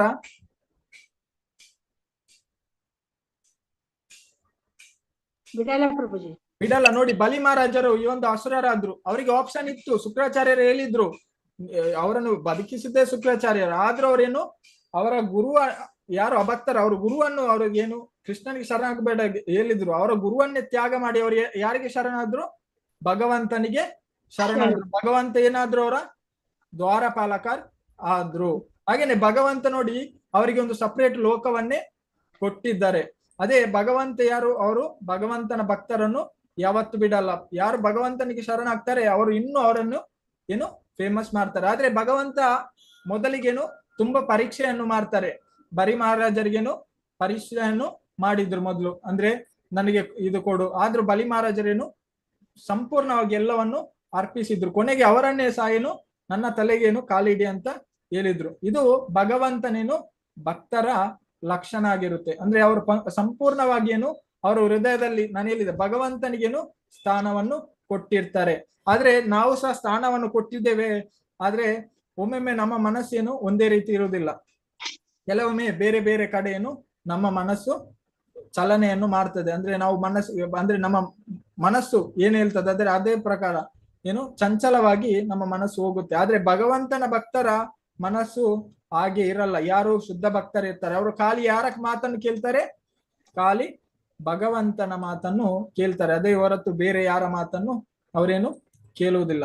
ಆದ್ರೆ ನಾವು ಕ್ರಮೇಣವಾಗಿ ಭಗವಂತನ ನಾಮ ಹಾಗೇನೆ ಭಗವಂತನ ರೂಪ ಲೀಲೆ ಇದನ್ನೆಲ್ಲ ನಾವು ಇದು ಮಾಡ್ತಾನೆ ಇದ್ರೆ, ನಾವು ಸರಿಯಾದ ನಿಯಮಗಳನ್ನು ಪಾಲನೆ ಮಾಡ್ತಾ ಇದ್ರೆ ನಾವು ಸಹ ಏನು ಆ ಭಗವಂತನ ಮಾತನ್ನು ಕೇಳಲಿಕ್ಕೆ ಸಾಧ್ಯ ಆಗುತ್ತೆ. ನೋಡಿ, ನಾವು ಯಾವಾಗ್ಲೂ ಒಂದು ನಿರ್ಧಾರ ಮಾಡುವಾಗ ನಮ್ಗೆ ಎರಡು ಮನಸ್ಸಲ್ಲಿ ಬರುತ್ತೆ, ಮಾಡ್ಬೇಕಾ ಬೇಡವಾ? ಬರೋದಿಲ್ವಾ?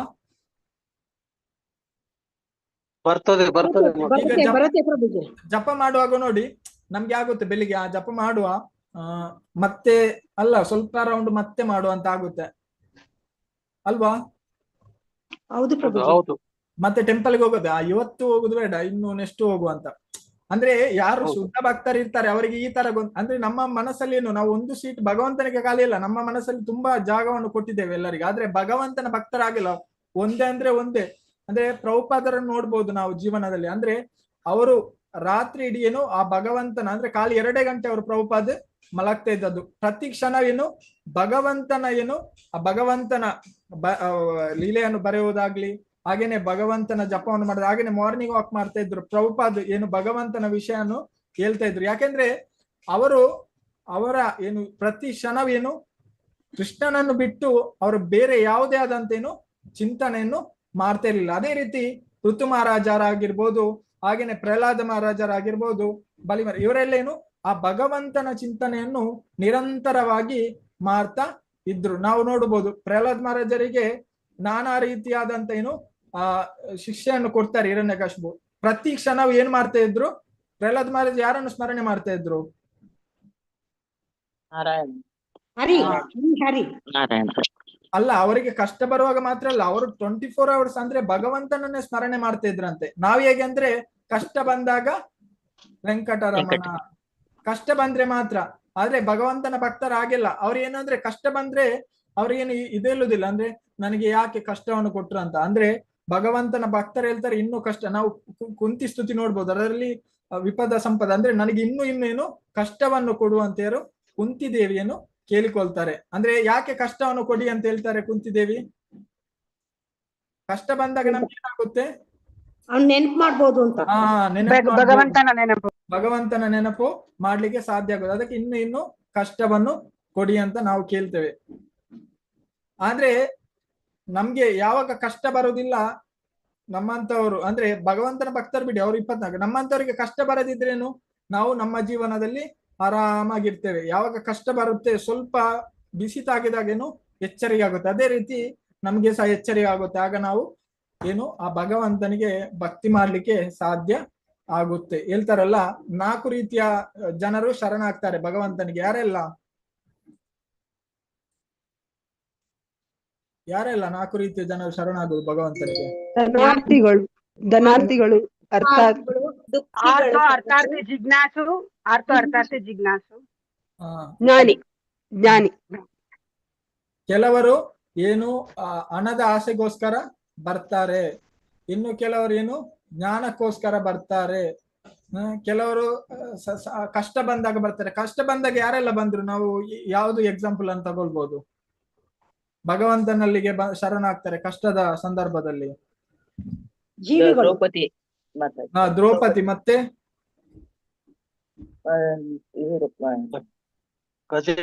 ಅಂಬರೀಷ್ ಮಹಾರಾಜರು, ಗಜೇಂದ್ರ. S, very good. ಮತ್ತೆ ಉತ್ತರೆ,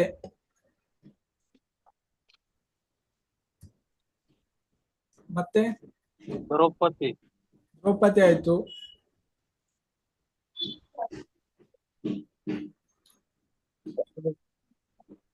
ವಿಶ್ವಾಮಿತ್ರ ಋಷಿಗಳು ಇವ್ರಿಗೆ ಅಂಬರೀಷ್ ಮಹಾರಾಜರಿಗೆ ಇದ್ ಮಾಡಿದ್ರಲ್ಲ ವಿಶ್ವಾಮಿತ್ರ ಋಷಿಗಳು. ಪ್ರಭುಜಿ ಧ್ರುವ ಮಹಾರಾಜ್. ಧ್ರುವ ಮಹಾರಾಜ್ ಅಂದ್ರೆ ಧ್ರುವ ಮಹಾರಾಜ್ ಯಾವುದಕ್ಕೆ ಬಂದ್ರು ಅಂದ್ರೆ ಅವರು ನನಗೆ ಸ್ಥಾನ ಬೇಕು ಅನ್ನುವ ಇದರಿಂದ ಅವರೇನು ಶರಣಾಗತರಾದ್ರು. ಒಳ್ಳೆ ಉದಾಹರಣೆ.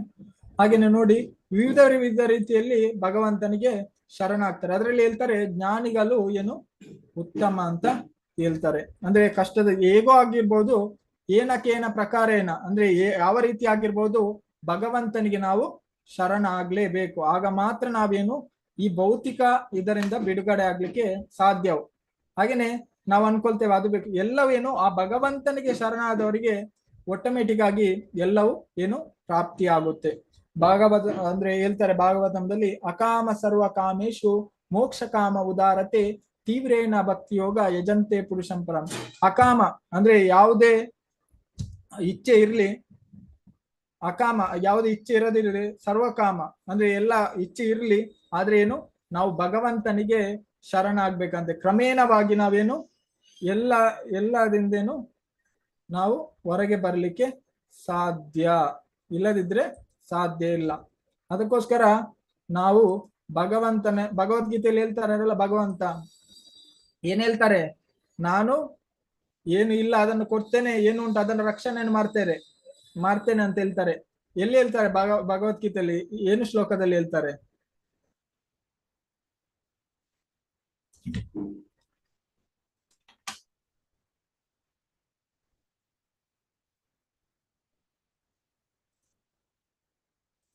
ಅನನ್ಯ ಚಿಂತೆಯಂತೋಮ ಯೇ ಜನ ಪರಿ ಉಪಾಸದೆ ತೇಷಾಭಿನಿತ್ಯಾವಿಪ್ತಾನ ಯೋಗಕ್ಷೇಮ ಕಾಮ್ಯಂ. ಅಂದ್ರೆ ಏನು ಇಲ್ಲ ಅದನ್ನು ನಾನು ಕೊಡ್ತೇನೆ, ಆದ್ರೆ ಏನು ಉಂಟು ಅದರ ರಕ್ಷಣೆಯನ್ನು ಮಾಡ್ತೇನೆ ಅಂತ ಯಾರು ಹೇಳ್ತಾರೆ? ಭಗವಂತ ಹೇಳ್ತಾರೆ. ಅದಕ್ಕೋಸ್ಕರ ನಾವು ನೋಡಿ ಬೇರೆ ಬೇರೆ ರೀತಿಯಲ್ಲಿ ನಾವೇನು ನಮ್ಮನ್ನು ಪ್ರಭುಪಾದ ಹೇಳ್ತಾ ಇದ್ರು ಲೆಕ್ಚರಲ್ಲಿ, ಅಂದ್ರೆ ನಮ್ಮನ್ನು ನಾವು ರಕ್ಷಿಸಿಕೊಳ್ಳಿಕ್ಕೆ ತುಂಬಾ ವಿಧಾನದ ಏನು ಕಾರ್ಯಗಳನ್ನು ನಾವು ಮಾಡ್ತೇವೆ ಅಂತೆ. ನಾವು ಅಂದ್ರೆ ಇನ್ನು ಬದುಕಬೇಕು, ನಾವು ಇದಾಗ್ಬೇಕು ಅದಾಗ್ಬೇಕಂತ. ಆದ್ರೆ ಪ್ರಭುಪಾದ ಹೇಳ್ತಾರೆ ಕ್ಷಮೆಯೇವ ಕೇವಲಂ, ಅಂದ್ರೆ ಅದರಲ್ಲಿ ಯಾರು ಸಮಯವನ್ನು ಮಾಡ್ತಾರೆ ಅವರು ಏನು ವ್ಯರ್ಥ ಅಂತ, ಅವರ ಸಮಯ ಏನು ವ್ಯರ್ಥ. ಯಾಕೆಂದ್ರೆ ಯಾರು ಅನ್ಕೊಳ್ತಾರೆ ತನ್ನನ್ನು ತಾನು ರಕ್ಷಿಸ್ಕೊಳ್ತೇನೆ ಅಂತ, ಅವರು ಯಾವತ್ತೇನು ಅವರು ಏನು ಬದುಕಲಿಕ್ಕೆ ಸಾಧ್ಯ ಇಲ್ಲ. ಯಾವಾಗ ಭಗವಂತ ಅನ್ಕೊಳ್ತಾರೆ ಅವರನ್ನು ರಕ್ಷಿಸ್ತೇನೆ ಅಂತ, ಆಗ ಯಾರು ಏನು ಮಾಡಿದ್ರು ಅವರನ್ನೇನು ಕೊಲ್ಲಿಕ್ಕೆ ಸಾಧ್ಯ ಇಲ್ಲ. ಪ್ರಭುಪಾದ ಹೇಳ್ತಾರೆ ಯಾವಾಗ್ಲೂ, ರಾಕೆ ಮಾರೆ ಕೃಷ್ಣಕ್ಕೆ, ಕೃಷ್ಣ ಮಾರೆ ರಾಕೆಗೆ. ಭಗವಂತ ಯಾರನ್ನಾದ್ರೂ ಕೊಲ್ಬೇಕಂತ ನಿರ್ಧರಿಸಿದ್ರೆ ಅವರನ್ನು ಯಾರಿಂದಲೂ ರಕ್ಷಣೆ ಮಾಡ್ಲಿಕ್ಕೆ ಸಾಧ್ಯ ಇಲ್ಲ. ಹಾಗೇನೆ ಭಗವಂತ ಯಾರನ್ನಾದ್ರೂ ರಕ್ಷಣೆ ಮಾಡ್ಬೇಕಂತ ಅನ್ಕೊಂಡ್ರೆ ಯಾರಿಂದಲೂ ಅವರನ್ನು ನಾಶ ಮಾಡ್ಲಿಕ್ಕೆ ಸಾಧ್ಯ ಇಲ್ಲ. ನೋಡಿ ಬಲಿ ಮಹಾರಾಜರು ಶರಣಾದ್ರು, ಅಂದ್ರೆ ಶುಕ್ರಾಚಾರ್ಯ ಹೇಳಿದ್ದು ನೀವು ಅದ್ ಮಾಡ್ತಾನೆ, ಆದ್ರೂ ಭಗವಂತ ಅವರಿಗೆ ರಕ್ಷಣೆ ಕೊಟ್ಟರು. ಪ್ರಹ್ಲಾದ್ ಮಹಾರಾಜರು ನೋಡಿ ಭಗವಂತನು ಶರಣಾದ್ರು, ಎಲ್ಲಾ ರೀತಿಯ ಸಮಸ್ಯೆಯಿಂದ ರಕ್ಷಣೆಯನ್ನು ಕೊಟ್ಟರು. ಹಾಗೆ ನಾವು ನೋಡಿರ್ಬೋದು ಮಹಾಭಾರತದಲ್ಲಿ ಎಲ್ಲದರಲ್ಲಿ ಏನು ಭಗವಂತನು ಅವರಿಗೆ ರಕ್ಷಣೆಯನ್ನು ಕೊಡುವುದು ನಾವು ಶಾಸ್ತ್ರದಲ್ಲಿ ಎಲ್ಲಾ ರೀತಿಯಲ್ಲಿ ನೋಡಬಹುದು. ಹಾಗೇನೆ ನಮ್ಮ ಜೀವನದಲ್ಲಿ ನಾವು ನೋಡ್ಬೋದು ಭಗವಂತ ಏನಂದ್ರೆ ಅದು ಶುದ್ಧ ಭಕ್ತರಿಗೆ ಮಾತ್ರ ಭಗವಂತ ಬಂದು ಇದು ಮಾಡುದು. ಆದ್ರೆ ನಮ್ಮಂತರಿಗೆ ಭಗವಂತ ಸಹಾಯ ಮಾಡ್ತಾರೆ, ಆದ್ರೆ ಭಗವಂತ ಯಾವ ರೂಪದಲ್ಲಿ ಬರ್ತಾರೆ ಅಂತ ಗೊತ್ತಿಲ್ಲ. ನಾವು ನೋಡಬಹುದು ಬ್ರಹ್ಮ ಸಂಹಿತೆಯಲ್ಲಿ ನಾನಾವತಾರ ಭುವನೇಶು ಕಿಂತು ಕೃಷ್ಣ ಸೋಮವತಾರಂ ಗೋವಿಂದ ಮಾದಿ ಪುರುಷಂ ತಮಾಂ ಭಜಾಮಿ. ನೋಡಿ ಭಗವಂತ ಯಾವ ರೂಪದಲ್ಲಿ ಬಂದ್ರು ನಮ್ಮನ್ನ ಈಗ ರಕ್ಷಣೆ ಮಾಡ್ಲಿಕ್ಕೆ? ಪ್ರತಿನಿಧಿಯಾಗಿ ಬರ್ತಾರಲ್ಲ. ಈಗ ಪೃಥು ಮಹಾರಾಜ ಆಗಿನ ಕಾಲದ ಪ್ರತಿನಿಧಿಯಾಗಿ ಬಂದು ಎಲ್ಲರನ್ನು ರಕ್ಷಣೆ ಮಾಡಿದ್ರು. ಈಗ ನಮ್ಗೆ ಯಾರು ಬಂದಿದ್ದಾರೆ ಪ್ರತಿನಿಧಿಯಾಗಿ? ಚೈತನ್ಯ ಪ್ರಭುಗಳು. ಬಂದಿದ್ದಾರೆ. ಹಾಗೇನೆ ಚೈತನ್ಯ ಮಹಾಪ್ರಭು ಹೇಳ್ತಾರೆ, ಸೇನಾಧಿಪತಿಯನ್ನು ನಾನು ಕಲಿಸಿದ್ದೇನೆ. ಯಾರದು? ಪ್ರಭುಪಾದ್ ಕಿ ಜೈ. ಪ್ರಭುಪಾದ್ ಬಂದಿದ್ದಾರೆ. ಹಾಗೇನೆ ನಮ್ಗೆ ಏನು ಎಲ್ಲಾ ರೀತಿಯ ಏನು ವ್ಯವಸ್ಥೆಯನ್ನು ಮಾಡಿಕೊಟ್ಟಿದ್ದಾರೆ. ಹಾಗೇನೆ ನಮ್ಗೆ ಇದರಿಂದ ನಾವೇನು ನಮ್ಗೆ ತುಂಬಾ ರಕ್ಷಣೆಯನ್ನು ಯಾರು ಕೊಟ್ಟಿದ್ದಾರೆ? ಯಾರು? ಪ್ರಭುಪಾದ್. ನಮ್ಗೆ ಎಲ್ಲ ನಿಯಮಗಳನ್ನು ಹೇಳಿದ್ದಾರೆ. ಹಾಗೇನೆ ಇದು ಮಾಡುವುದರಿಂದ ನೋಡಿ, ಮೊದಲಿನ ಕಾಲ ನೋಡಿ, ಈಗಿನ ಕಾಲ ನೋಡಿ. ಮೊದಲಿನ ಕಾಲದಲ್ಲಿ ಮನಸ್ಸಿನಿಂದ ಬೇರೆಯವರ ಚಿಂತನೆ ಮಾಡಿದರಿಂದ ನೋಡಿ ಏನಾಯ್ತು? ಯಾರು ಇವರು ಪರಶುರಾಮರ ತಾಯಿಯನ್ನು ಏನ್ ಮಾಡಿದ್ರು? ಯಾಕೋಸ್ಕರ ಇದು ಮಾಡಿದ್ರು? ಚಿಂತನೆ ಮಾಡಿದ್ರು. ಆದ್ರೆ ಇದು ಕಲಿಯುಗದಲ್ಲಿ ಏನೆಲ್ಲ ಮಾಡ್ತಿದ್ದಾರೆ ಜನರು? ಪ್ರಾಣಿ ಹಿಂಸೆ. ಕಲಿಯುಗದಲ್ಲಂತೂ ಅದು ಬಿಡಿ, ಅಷ್ಟು ಮಾಡಿದ್ರು. ಆದ್ರೆ ಪ್ರಭುಪಾದ ನಮ್ಗೆ ಇಷ್ಟು ಕೊಟ್ಟಿದ್ದಾರೆ, 4 ನಿಯಮ ಪಾಲನೆ ಮಾಡೋದು 16. ಇದನ್ನು ಮಾಡದಿದ್ರೆ ನಾವೇನು ನಾವು ಸಾಧಮಾರೆ ಅಂತ ಅನ್ಕೊಳ್ಬಹುದು. ಈಗ ದುರ್ಯೋಧನ ಭಗವಂತ ಜೊತೆಗಿದ್ರು, ಭಗವಂತ ಹೇಳ್ತಾರೆ ಅವ್ರಿಗೆ ಎಷ್ಟೋ ಸರ್ತಿ, ಜೊತೆಗಿದ್ರು ಸಹ ಏನು ಅವ್ರು ಭಗವಂತನನ್ನು ತಿಳ್ಕೊಳ್ಲಿಕ್ಕೆ ಸಾಧ್ಯ ಇಲ್ಲ. ಅವರು ದುಷ್ಟರು ಹೇಗೆ ಅಂದ್ರೆ ಭಗವಂತನ ಯಾವತ್ತೇನು ಅವರು ಅರ್ಥ ಮಾಡಿಕೊಳ್ಳಿಕ್ಕೆ ಸಾಧ್ಯ ಇಲ್ಲ. ಯಾಕೆಂದ್ರೆ ಅವರ ಮನಸ್ಸು ಆ ರೀತಿ ಆಗಿರುತ್ತೆ. ಈ ಒಂದು ಎಲ್ಲಿವರೆಗೆ ಅಂದ್ರೆ ಕರ್ಣ ಸತ್ತ, ಹಾಗೇನೆ ಎಲ್ಲರೂ ಸತ್ರು, ಭೀಷ್ಮ ಪಿತಾಮಹ ಸತ್ರ, ದ್ರೋಣಾಚಾರ್ಯ ಸತ್ರು, ಎಲ್ಲರೂ ಸತ್ತ ನಂತರ ಎಲ್ಲರೂ ಸತ್ರು. ಆದ್ರೂ ದುರ್ಯೋಧನ ಅಹಂಕಾರ ಏನು ಬಿಡ್ಲಿಲ್ಲ.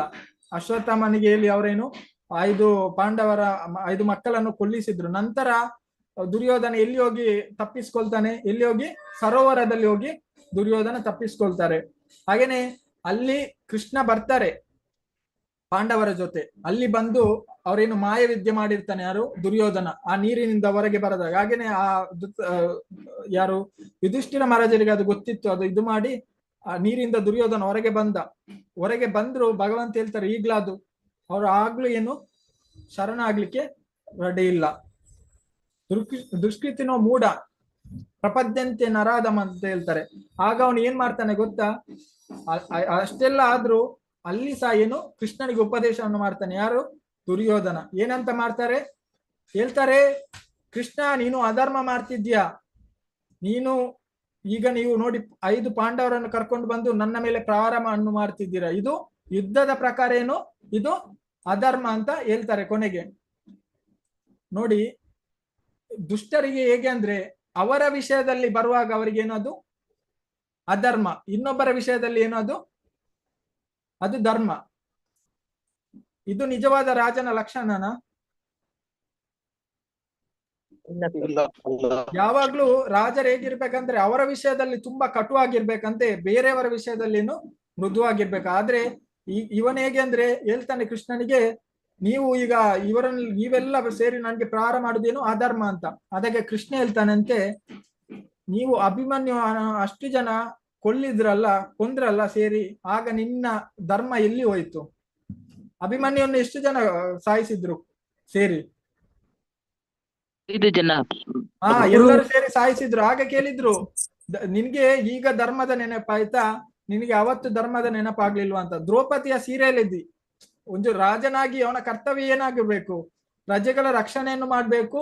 ಹಾಗೇನೆ ಅವನು ಬಿಡಿ ಬೇರೆಯವರ ಸೀರೆ ಬಿಡಿ, ತನ್ನ ಸ್ವಂತ ಅತ್ತಿಗೆ ಸೀರೆಯನ್ನು ಎಲ್ದದ್ದು ಯಾರು? ದುರ್ಯೋಧನ. ಅಂತವರು ರಾಜ್ಯರಾಗ್ಲಿಕ್ಕೆ ಯೋಗ್ಯರ? ಇಲ್ಲ. ಅವರು ತನ್ನ ಅತ್ತಿಗೆ ಸೀರೆಯನ್ನು ಎಳೆದವರು, ನಾಳೆ ಪ್ರಜೆಗಳ ಸೀರೆಯನ್ನು ಎಳೆಬಾರ್ದಂತ ಯಾವ ಗ್ಯಾರಂಟಿ? ಹಾಗೇನೆ ಅದಕ್ಕೇನೆ ಎಲ್ಲಿ ಅಧರ್ಮ ಆಗುತ್ತೆ ಅಲ್ಲಿ ಕೃಷ್ಣ ಬಂದು ಅಂತವರನ್ನು ಏನು ನಾಶ ಮಾಡಿಬಿಡ್ತಾರೆ. ಆಗ ಕೇಳ್ತಾರೆ ದುರ್ಯೋಧನನಿಗೆ, ನಿನಗೆ ಈಗ ಧರ್ಮದ ನೆನಪು ಬಂತ? ನೀನು ಮಾಡಿದ ಅಧರ್ಮದ ಆಗ ನಿನಗೆ ಯಾವುದೇ ಆದಂತ ಏನು ನೆನಪು ಆಗ್ಲಿಲ್ಲ. ಮಲಗಿದ್ದ 5 ಪಾಂಡವರ ಮಕ್ಕಳು ಅದ ಕೊಂದೆ, ಆಗ ನಿನ್ಗೇನು ಅದು ಯುದ್ಧದ ರೀತಿಯಲ್ಲಿ ಧರ್ಮವಾ? ಇಲ್ಲ. ಏನಂದ್ರೆ ದುಷ್ಟರಿಗೆ ಏನಂದ್ರೆ ಅವ್ರು ಏನು ಮಾಡಿದ್ರು ಅದೇನು ಧರ್ಮ. ಹಾಗೇನೆ ಯಾರು ಭಗವಂತ ಏನು ಮಾಡಿದ್ರು ಅವ್ರು ಹೇಳ್ತಾರೆ ಅದೇನು ಅಧರ್ಮ ಅಂತ. ಭಗವಂತನ ಮೇಲೆ ಇದು ಆಗ್ತಾರೆ. ಆಕ್ಚುಲಿ ಭಗವಂತ ಏನು ಮಾಡಿದ್ರು ಅದೇನು ಧರ್ಮ. ನಾವು ನಮ್ಮ ಮನಸಾರೆ ನಾವು ಏನು ಮಾಡಿದ್ರು ಅದೇನು ಅಧರ್ಮ ಆಗುತ್ತೆ. ಭಗವಂತ ಏನ್ ಹೇಳ್ತಾರೆ, ಪ್ರಭುಪಾದ ಹೇಳ್ತಾರೆ, ಭಗವಂತ ಕೃಷ್ಣ ಏನ್ ಹೇಳಿದ್ರು ಅದೇನು ಧರ್ಮ. ಯಾಕೆಂದ್ರೆ ಧರ್ಮದ ಜ್ಞಾತ ಭಗವಂತ. ಭಗವಂತ ಪ್ರತಿ ಯುಗದಲ್ಲಿ ನಾನಾವತಾರ ತೆಗೆದು ಬರ್ತಾರೆ. ಹಾಗೇನೆ ನೋಡಿ, ಈಗ ಋತು ಮಹಾರಾಜರ ರೀತಿ ಬಂದ್ರು, ಹಾಗೇನೆ ನಾವು ನೋಡ್ಬೋದು ಈಗ ಪ್ರಭುಪಾದರ ಹಾಗೆ ನಮ್ಗೆ ಬಂದ್ರು. ಪ್ರತಿ ಯುಗದಲ್ಲಿ ನಾನಾವತಾರ ಭುವನೇಶಕ್ಕಿಂತು ಕೃಷ್ಣ ಸ್ವಯಂ ಅವತಾರ ಗೋವಿಂದ ಮಾದಿ ಪುರುಷಂ ತಮಾಂ ಭಜಮಿ. ಯಾಕೆ ಬರ್ತಾರೆ ಭಗವಂತ ಪ್ರತಿ ಯುಗದಲ್ಲಿ? ಸಂಹಾರಕ್ಕೆ ಶಿಷ್ಟ ಭಕ್ತರನ್ನು ರಕ್ಷಣೆ ಮಾಡ್ತಾರೆ. ಹಾಗೇನೆ ದುಷ್ಟರನ್ನು, ಅದು ಭಗವಂತ ಯಾವ ರೂಪದಲ್ಲಿ ಬರ್ತಾರಂತ ನಮ್ಗೆ ಅರ್ಥ ಮಾಡಿಕೊಳ್ಳಿಕ್ಕೆ ಸಾಧ್ಯ ಇಲ್ಲ. ಅವರು ಭಕ್ತರ ರೂಪದಲ್ಲಿ ಬಂದ್ರು, ಅವ್ರು ಯಾವ ರೂಪದಲ್ಲಿ ಬೇಕಾದ್ರೂ ಬರ್ಬೋದು. ಆದ್ರೆ ಎಲ್ಲರೂ ಇದನ್ನು ಅರ್ಥ ಮಾಡಿಕೊಳ್ಳಿಕ್ಕೆ ಸಾಧ್ಯನಾ? ಇಲ್ಲ. ಯಾರು ದುಷ್ಟರಿದ್ದಾರೆ, ಅಧಮರಿದ್ದಾರೆ, ಅವರು ಇದನ್ನು ಅರ್ಥ ಮಾಡಿಕೊಳ್ಳಿಕ್ಕೆ ಸಾಧ್ಯ ಇಲ್ಲ. ಯಾರು ಕೃಷ್ಣನ ಭಕ್ತರಿದ್ದಾರೆ, ಹಾಗೇನೆ ಭಗವಂತನ ಭಕ್ತರಿದ್ದಾರೆ, ಇವರು ಭಗವಂತನನ್ನು ಅರ್ಥ ಮಾಡಿಕೊಳ್ಳಿಕ್ಕೆ ಸಾಧ್ಯ. ಹಾಗೇನೆ ಚೈತನ್ಯ ಮಹಾಪ್ರಭು ಹೇಳ್ತಾರೆ, ದಾಸನು ಗೋಪಿ ಪದ ಪಲ್ಲ ದಾಸನು ದಾಸ. ಅಂದ್ರೆ ನಾವು ಭಗವಂತರ ಭಕ್ತರಾಗ್ಬೇಕಂತ ಹೇಳ್ತಾರೆ. ಹಾಗೇನೆ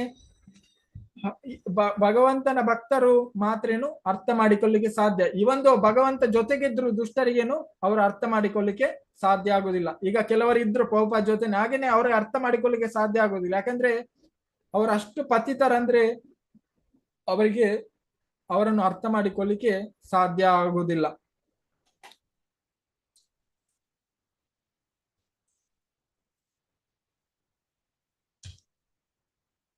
ಹಾಗೇನೆ ಭಗವಂತನ ಭಕ್ತರು ಮಾತ್ರ ಏನು ಅರ್ಥ ಮಾಡಿಕೊಳ್ಳಿಕ್ಕೆ ಸಾಧ್ಯ ಆಗುವುದು.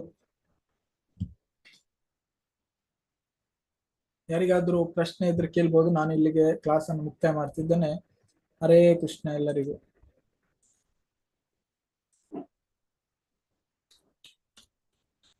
ಇವೊಂದು ಅಂದ್ರೆ ನಾನು ಒಂದು ಪಾಯಿಂಟ್ ಇಲ್ಲಿಗೆ ಮಾಡಿದೆ. ಪ್ರಭುಪಾದರು ಹೇಳ್ತಾರೆ ಲೆಕ್ಚರ್ದ, ಇವೊಂದು ಏನಂದ್ರೆ ನಾವು ನೋಡ್ಬೋದು, ಯಮರಾಜ ಏನು ಅವರು ನ್ಯಾಯವನ್ನು ಘೋಷಿಸೋರು. ಅಂದ್ರೆ ಯಾರು ತಪ್ಪು ಮಾಡ್ತಾರೆ ಅವ್ರಿಗೆ ಶಿಕ್ಷೆಯನ್ನು ಕೊಡ್ತಾರೆ. ಆದ್ರೆ ಹೇಳ್ತಾರೆ ಯಮರಾಜನಿಗೂ ಸಹ ಏನಾಗಿ ಬರ್ಬೇಕಾಯ್ತು, ಈ ಜಗತ್ತಿಗೇನು ವಿದುರಾಗಿ ಬರ್ಬೇಕಾಯ್ತು. ಯಾಕೆ? ಅವರಿಗೆ ಇಚ್ಛೆ ಇತ್ತು, ಭಕ್ತಿಯ ಪ್ರಚಾರ ಮಾಡ್ಲಿಕ್ಕೆ ಅವರಿಗೆ ಇಚ್ಛೆ ಇತ್ತು. ಇಚ್ಛೆ ಸಹ ಇತ್ತು ಅವ್ರಿಗೇನು.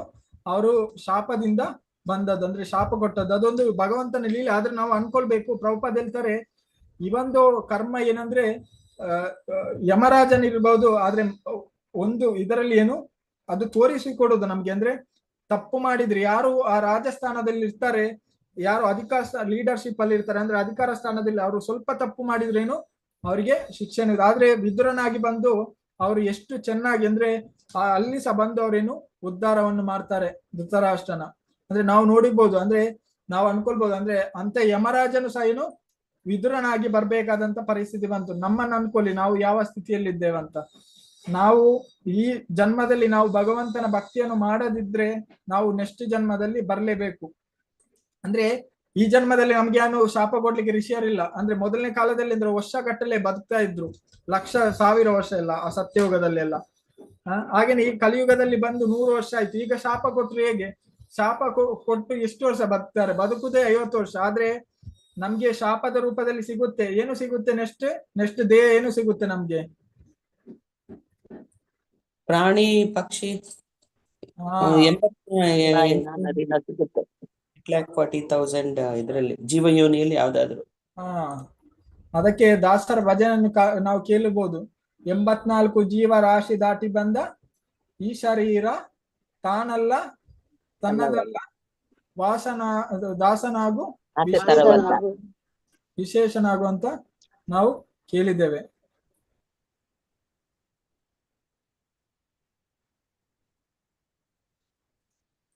ಅಂದ್ರೆ ಇಲ್ಲಿ ನೋಡ್ಬೋದು, ಒಂದು ನಿಮಿಷ. ಈ ಆನ್ಲೈನ್ ಕ್ಲಾಸಸ್ ತುಂಬಾ ಉಪಯೋಗ ಆಗತ್ತೆ ಪ್ರಭುಜಿ. ಇಲ್ಲಿ ನೋಡಿ, ಇಲ್ಲಿ ಏನ್ ಹೇಳ್ತಾರೆ ಅಂದ್ರೆ ಒಬ್ಬ ವ್ಯಕ್ತಿಯು ಇಂದ್ರಿಯ ತೃಪ್ತಿಯನ್ನು ಜೀವನದ ಗುರಿಯಾಗಿ ಪರಿಗಣಿಸಿದಾಗ ಅವನು ಖಂಡಿತವಾಗಿಯೂ ಭೌತಿಕ ಜೀವನದ ನಂತರ ಹುಚ್ಚನಾಗುತ್ತಾನೆ. ಈಗ ಏನು ಅನ್ಕೊಳ್ತಾರೆ ಅಂದ್ರೆ ನಾವು ಖುಷಿಯಾಗಿದ್ದ ಭೌತಿಕ, ಆದ್ರೆ ಅವನ ಎಷ್ಟು ಪುಣ್ಯ ಇರುವ ತನಕ ಶೀನೆ ಪುಣ್ಯ ಮೃತ್ಯು ಲೋಕವಂತೆ, ಅಂದ್ರೆ ಸ್ವಲ್ಪ ಸಮಯದ ನಂತರ ಅವನೇನು ಪುಣ್ಯ ನಷ್ಟ ಆದಾಗ ಅವನೇನಾಗ್ತಾನೆ, ಜೀವನ ಇಂದ್ರಿಯ ತೃಪ್ತಿ ಮಾಡ್ತಾನೆ, ಹಾಗೆ ಅವನು ನಷ್ಟನಾಗಿ ಹೋಗ್ತಾನೆ, ಹುಚ್ಚನಾಗ್ತಾನೆ ಅಂತ ಹೇಳ್ತಾರೆ. ಎಲ್ಲಾ ರೀತಿಯ ಪಾಪ ಚಟುವಟಿಕೆಗಳಲ್ಲಿ ತೊಡಗುತ್ತಾನೆ. ತನ್ನ ಹಿಂದಿನ ದುಷ್ಕೃತ್ಯಗಳಿಂದಾಗಿ ಅವನು ಈಗಲೇ ತಾತ್ಕಾಲಿಕವಾದರೂ ತನ್ನ ದುಃಖಕ್ಕೆ ಕಾರಣವಾದ ದೇಹವನ್ನು ಪಡೆದಿದ್ದಾನೆಂದು ಅವನಿಗೆ ತಿಳಿದಿಲ್ಲ. ಅಂದ್ರೆ ಅವನು ಏನೋ ಮುಂದಿನ ಜನ್ಮದಲ್ಲಿ ಮಾಡಿದ ಪುಣ್ಯದಿಂದ ಏನು ಈಗ ಮಾನವ ಶರೀರ ಸಿಕ್ಕಿದೆ, ಆದ್ರೂ ಅವನೇನು ಅಹಂಕಾರದಿಂದ ಅದನ್ನೇನು ಭಗವಂತನಿಗೆ ಶರಣಾಗದೇನು ಅವನು ತನ್ನ ದೇಹವನ್ನು ಇದು ಮಾಡ್ತಾನೆ. ಅದರಲ್ಲಿ ಹೇಳ್ತಾರೆ ದೇಹವನ್ನು ಪಡೆದನೆಂದು ಅವನಿಗೆ ತಿಳಿದಿಲ್ಲ. ವಾಸ್ತವವಾಗಿ ಜೀವಿಯು ಭೌತಿಕ ದೇಹವನ್ನು ತೆಗೆದುಕೊಳ್ಳಬಾರದಿತ್ತು. ಆದ್ರೆ ನಾವೇ ಆಕ್ಚುಲಿ ಇಲ್ಲಿ ಬಂದು ನಾವೇನು ಅಂದ್ರೆ ಅಹಂಕಾರವನ್ನು ಪಡಬಾರ್ದು, ಯಾಕೆಂದ್ರೆ ಇದು ಮಾನವ ಶರೀರ ಸಿಕ್ಕಿದೆ. ಇಲ್ಲಿ ಹೇಳ್ತಾರೆ ಭಗವಂತನಿಗೆ ನಾವೇನು ಶರಣಾಗ್ಬೇಕು, ಇಲ್ಲದಿದ್ರೆ ಎಲ್ಲವೇನು ವ್ಯರ್ಥ. ನೋಡಿ ಎಲ್ಲಿಯವರೆಗೆ ವ್ಯರ್ಥ ಅಂದ್ರೆ ನಮ್ಮ ಜೊತೆಗಿದ್ದವರೇ ನಮ್ಮನ್ನೇನು ಸ್ಮಶಾನಕ್ಕೆ ಕೊಂಡೋಗುದು, ಹಾಗೇನು ಒತ್ತಿಸುದು. ನಮ್ಮ ಜೊತೆಗಿದ್ದವರೇ ನಮ್ಮ ದೇಹ ಪ್ರಾಣ ಹೋದ್ಮೇಲೆ ಅಂದ್ರೆ ವಾಯುದೇವ ಹೊರಟು ಹೋದ್ಮೇಲೆ ನಮ್ಮ ಪ್ರಾಣವನ್ನು ನಮ್ಮ ಸಂಬಂಧಿಕರೇನು ಒತ್ತಿಸ್ತಾರೆ, ಯಾವುದೇ ಆದಂತ ಇದಿಲ್ಲ. ಆದರೆ ಅವನಿಗೆ ಇಂದ್ರಿಯ ತೃಪ್ತಿಗಾಗಿ ಭೌತಿಕ ದೇಹವನ್ನು ನೀಡಲಾಗಿದೆ. ಆದ್ದರಿಂದ ಒಬ್ಬ ಬುದ್ಧಿವಂತ ವ್ಯಕ್ತಿಯು ಇಂದ್ರಿಯ ತೃಪ್ತಿಯ ಚಟುವಟಿಕೆಗಳನ್ನು ಮತ್ತೆ ತನ್ನನ್ನು ತೊಡಗಿಸಿಕೊಳ್ಳುವುದು ಸೂಕ್ತವಲ್ಲ ಎಂದು ನಾನು ಭಾವಿಸುತ್ತೇನೆ. ಆದರೆ ಮೂಲಕ ಅವನು ನಿರಂತರವಾಗಿ ಒಂದರ ನಂತರ ಒಂದರಂತೆ ಭೌತಿಕ ದೇಹಗಳನ್ನು ಪಡೆಯುತ್ತಾನೆ. ಇಲ್ಲಿ ಹೇಳ್ತಾರೆ ಅವರೇನು ಮತ್ತೆ ಪುನಃ ಏನು ಭೌತಿಕ ದೇಹವನ್ನು ಪಡೆಯುತ್ತಾರೆ. ಇಲ್ಲಿ ಹೇಳ್ತಾರೆ ನೋಡಿ ಎಂತ ಕ್ಲೇಶದ ಆಸೆ ದೇಹ. ಈ ದೇಹವು ತಾತ್ಕಾಲಿಕ, ಆದರೆ ಈ ದೇಹವು ಇವರಿಗೆ ನೀವು ಬಾಳಲು ಬೇಕಾಗುತ್ತದೆ. ಆ ದುಃಖ ಏನು, ದುಃಖದ ಒಟ್ಟು ಮೊತ್ತ ಜನನ ಮರಣ, ವೃದ್ಧಾಪ್ಯ ಮತ್ತು ರೋಗ, ಇದು ಈ ದೇಹದಿಂದ. ಆದ್ದರಿಂದ ಸಮಸ್ಯೆ ಏನೆಂದರೆ ಈ ಭೌತಿಕ ದೇಹವನ್ನು ಪುನರಾವರ್ತನೆಯನ್ನು ಹೇಗೆ ನಿಲ್ಲಿಸುವುದು?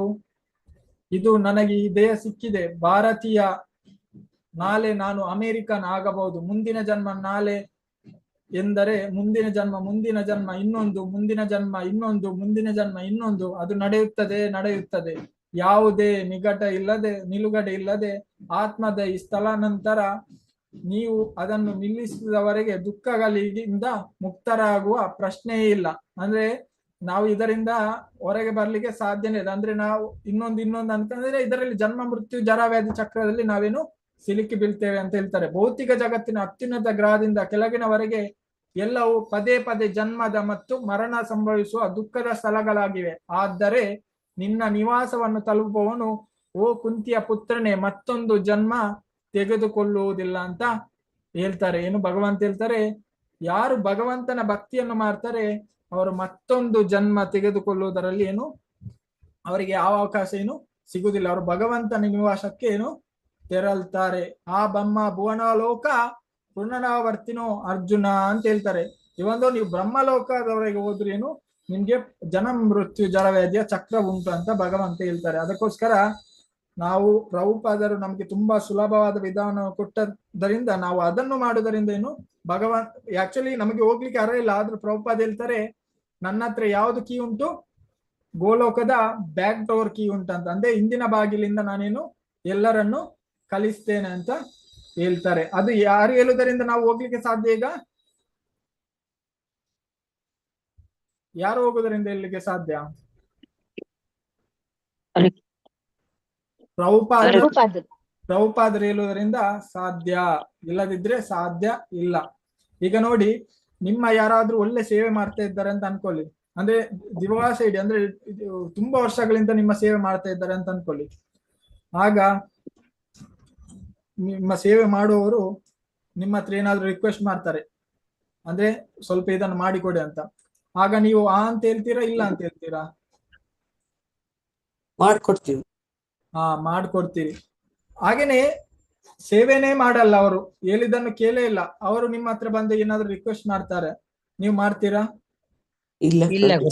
ಇಲ್ಲ. ಅದೇ ರೀತಿ ಆ ಭಗವಂತನ ಭಕ್ತರು ಅವ್ರು ಯಾವಾಗ್ಲೂ ಭಗವಂತನನ್ನು ಚಿಂತನೆ ಮಾಡ್ತಾ ಇರ್ತಾರೆ. ಹಾಗೇನೆ ಭಗವಂತನ ಭಕ್ತರು ಹೇಳ್ತಾರೆ ಪ್ರಭುಪಾದ ಹೇಗೆಂದ್ರೆ ಪರ ದುಃಖ ದುಃಖಿ, ಅಂದ್ರೆ ನಮ್ಮ ದುಃಖವನ್ನು ನೋಡಿ ಪ್ರಭುಪಾದಿಗೆ ಸಹಿಸಲಿಕ್ಕೆ ಆಗ್ಲಿಲ್ಲ.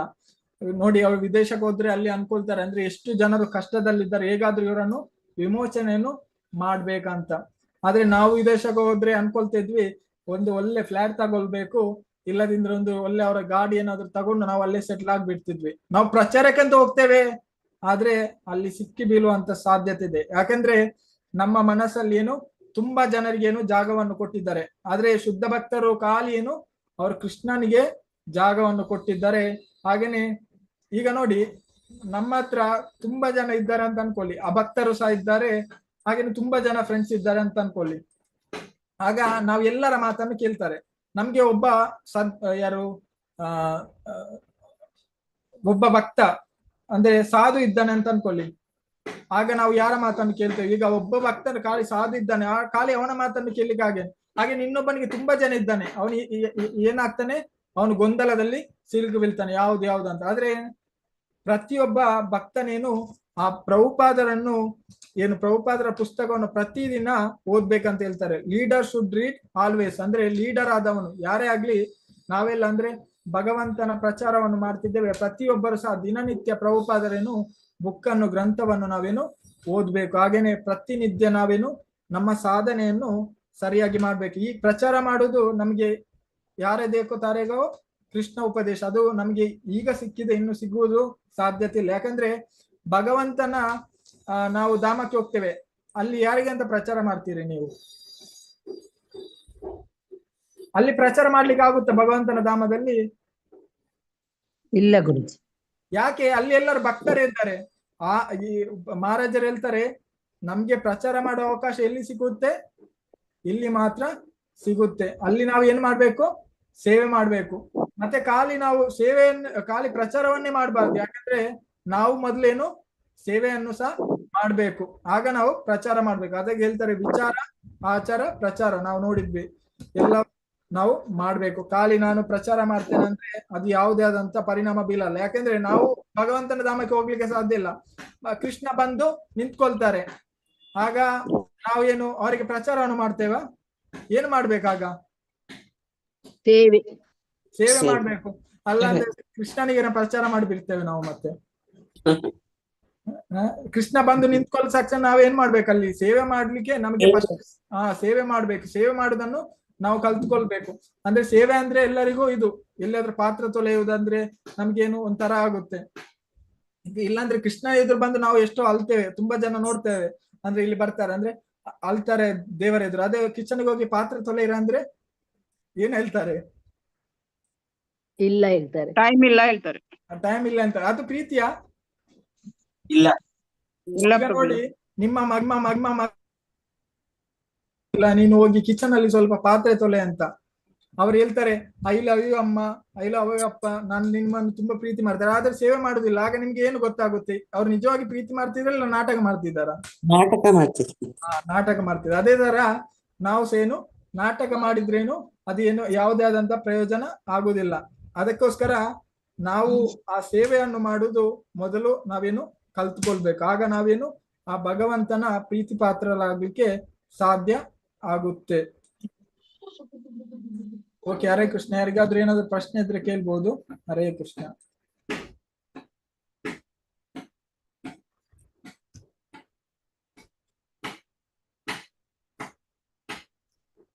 ಹರೇ ಕೃಷ್ಣ.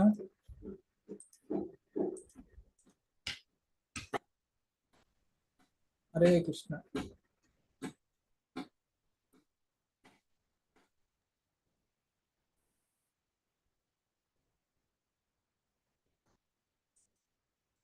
ಹರೇ ಕೃಷ್ಣ ಹರೇ ಕೃಷ್ಣ ಕೃಷ್ಣ ಕೃಷ್ಣ ಹರೇ ಹರೇ, ಹರೇ ರಾಮ ರಾಮ ರಾಮ ಹರೇ ಹರೇ. ಹರೇ ಕೃಷ್ಣ ಧನ್ಯವಾದಗಳು. ಹರೇ ಕೃಷ್ಣ ಪ್ರಭುಜಿ, ಧನ್ಯವಾದಗಳು ಪ್ರಭುಜಿ. ಹರೇ ಕೃಷ್ಣ ಪ್ರಭುಜಿ, ಧನ್ಯವಾದಗಳು ಪ್ರಭುಜಿ. ಹರೇ ಕೃಷ್ಣ. ಹರೇ ಕೃಷ್ಣ. ಎಲ್ಲರಿಗೂ ಹರೇ ಕೃಷ್ಣ. ಯಾರಿಗೇನು ಪ್ರಶ್ನೆ ಇಲ್ಲ ಅಂತ ಅನಿಸುತ್ತೆ? ಹರೇ ಕೃಷ್ಣ. ಪ್ರಭುಜಿ, ನೀವೇ 108 ಪ್ರಶ್ನೆ ಕೇಳಿ ಆಯ್ತು, ನಾವೆಲ್ಲ ಆನ್ಸರ್ ಮಾಡಿದ್ದೇವೆ ಅದಕ್ಕೆ. ಓಕೆ, ಹರೇ ಕೃಷ್ಣ. ಪ್ರಭುಜಿ. ಹರೇ ಕೃಷ್ಣ. ಹರೇ ಕೃಷ್ಣ. ಹರೇ ಕೃಷ್ಣ. ಈ ಆನ್ಲೈನ್ ಕ್ಲಾಸಸ್ ತುಂಬಾ ಉಪಯೋಗ ಆಗ್ತಾ ಇದೆ ಅಲ್ಲ ಪ್ರಭು? ಇದ್ರೆ ನಾನು ಹಾಗೇ ಇರ್ತಿದ್ವಿ. ನೋಡಿ, ಅದು ನಿಮ್ಗೆ ಆನ್ಲೈನ್ ಕ್ಲಾಸ್ ಅಂತ ನನಗೆ ನೆನಪು ಬಂತು. ಅಂದ್ರೆ ಆ ಭಗವಂತನ ಭಕ್ತರಿಗೆ ಅಂದ್ರೆ ಹೇಗೆ ಆಕ್ಚುಲಿ ನಾವು ನಂತೂರಲ್ಲಿ ಇರುವಾಗ ಆಕ್ಚುಲಿ ಕೆಲವು ಲ್ಯಾಂಗ್ವೇಜ್ ಅಲ್ಲಿ ಆಗ್ತಿರಲಿಲ್ಲ, ತುಳು ಕೆಲವು. ಆದ್ರೆ ಗುರು ಮಹಾರಾಜ್ ಅವ್ರು ಇರುವಾಗ ಅವ್ರು ಹೇಳಿದ್ರು ಅಂದ್ರೆ ನೀವು ಇದರಲ್ಲಿ ಮಾಡಿ ಅಂದ್ರೆ ಆ ಭಗವಂತನ ಭಕ್ತರಿಗೆ ನೋಡಿ ಭಗವಂತ ಹೇಗೆ ಪ್ರೇರೇಪಣೆಯನ್ನು ಮಾಡ್ತಾರೆ ಅಂದ್ರೆ ಒಳಗಿಂದ ಕೊಡ್ತಾರೆ ಅಂತ. ಹೌದು ಪ್ರಭುಜಿ. ಅದರಿಂದ ಭಗವಂತನ ಭಕ್ತರಿಗೆ ಅಂದ್ರೆ ಒಳಗಿಂದ ಭಗವಂತನೇನು ಇನ್ಸ್ಟ್ರಕ್ಷನ್ ಅನ್ನು ಮಾಡ್ತಾರೆ. ಈಗ ನೋಡಿ, ಬ್ರಹ್ಮ ದೇವರಿಗೇನು ತಪ್ಪ ಅಂತ, ಹಾಗೇನೆ ಶುದ್ಧ ಭಕ್ತರಿಗೇನು ಭಗವಂತನೇನು ಉಪದೇಶವನ್ನು ಹೀಗೆ ಮಾಡಿ ಹಾಗೇನೆ ಅವರ ನಿರ್ಧಾರ ಯಾವತ್ತೇನು ತಪ್ಪಾಗಿರುವುದಿಲ್ಲ, ಎಲ್ಲವೇನು ಸರಿಯಾಗಿರುತ್ತದೆ. ಅದಕ್ಕೋಸ್ಕರ ನಾವು ಹೇಳ್ತೇವೆ ಅಂದ್ರೆ ನಾವು ಏನು ನಿರ್ಧಾರ ತಗೊಳ್ಳೋದಾದ್ರೂ ಯಾರಿಂದ ತಗೊಳ್ಬೇಕು? ಒಳ್ಳೆಯ ಶುದ್ಧ ಭಕ್ತರಿಂದ ನಿರ್ಧಾರವನ್ನು ತಗೊಳ್ಬೇಕು. ನಮ್ಮ ಮನಸ್ಸು ಬಂದಂತೆ ನಾವೇನು ನಿರ್ಧಾರವನ್ನು ತಗೊಳ್ಬಾರ್ದು ಅಂತ. ಹೌದು ಪ್ರಭುಜಿ. ಹರೇ ಕೃಷ್ಣ. ಹರೇ ಕೃಷ್ಣ.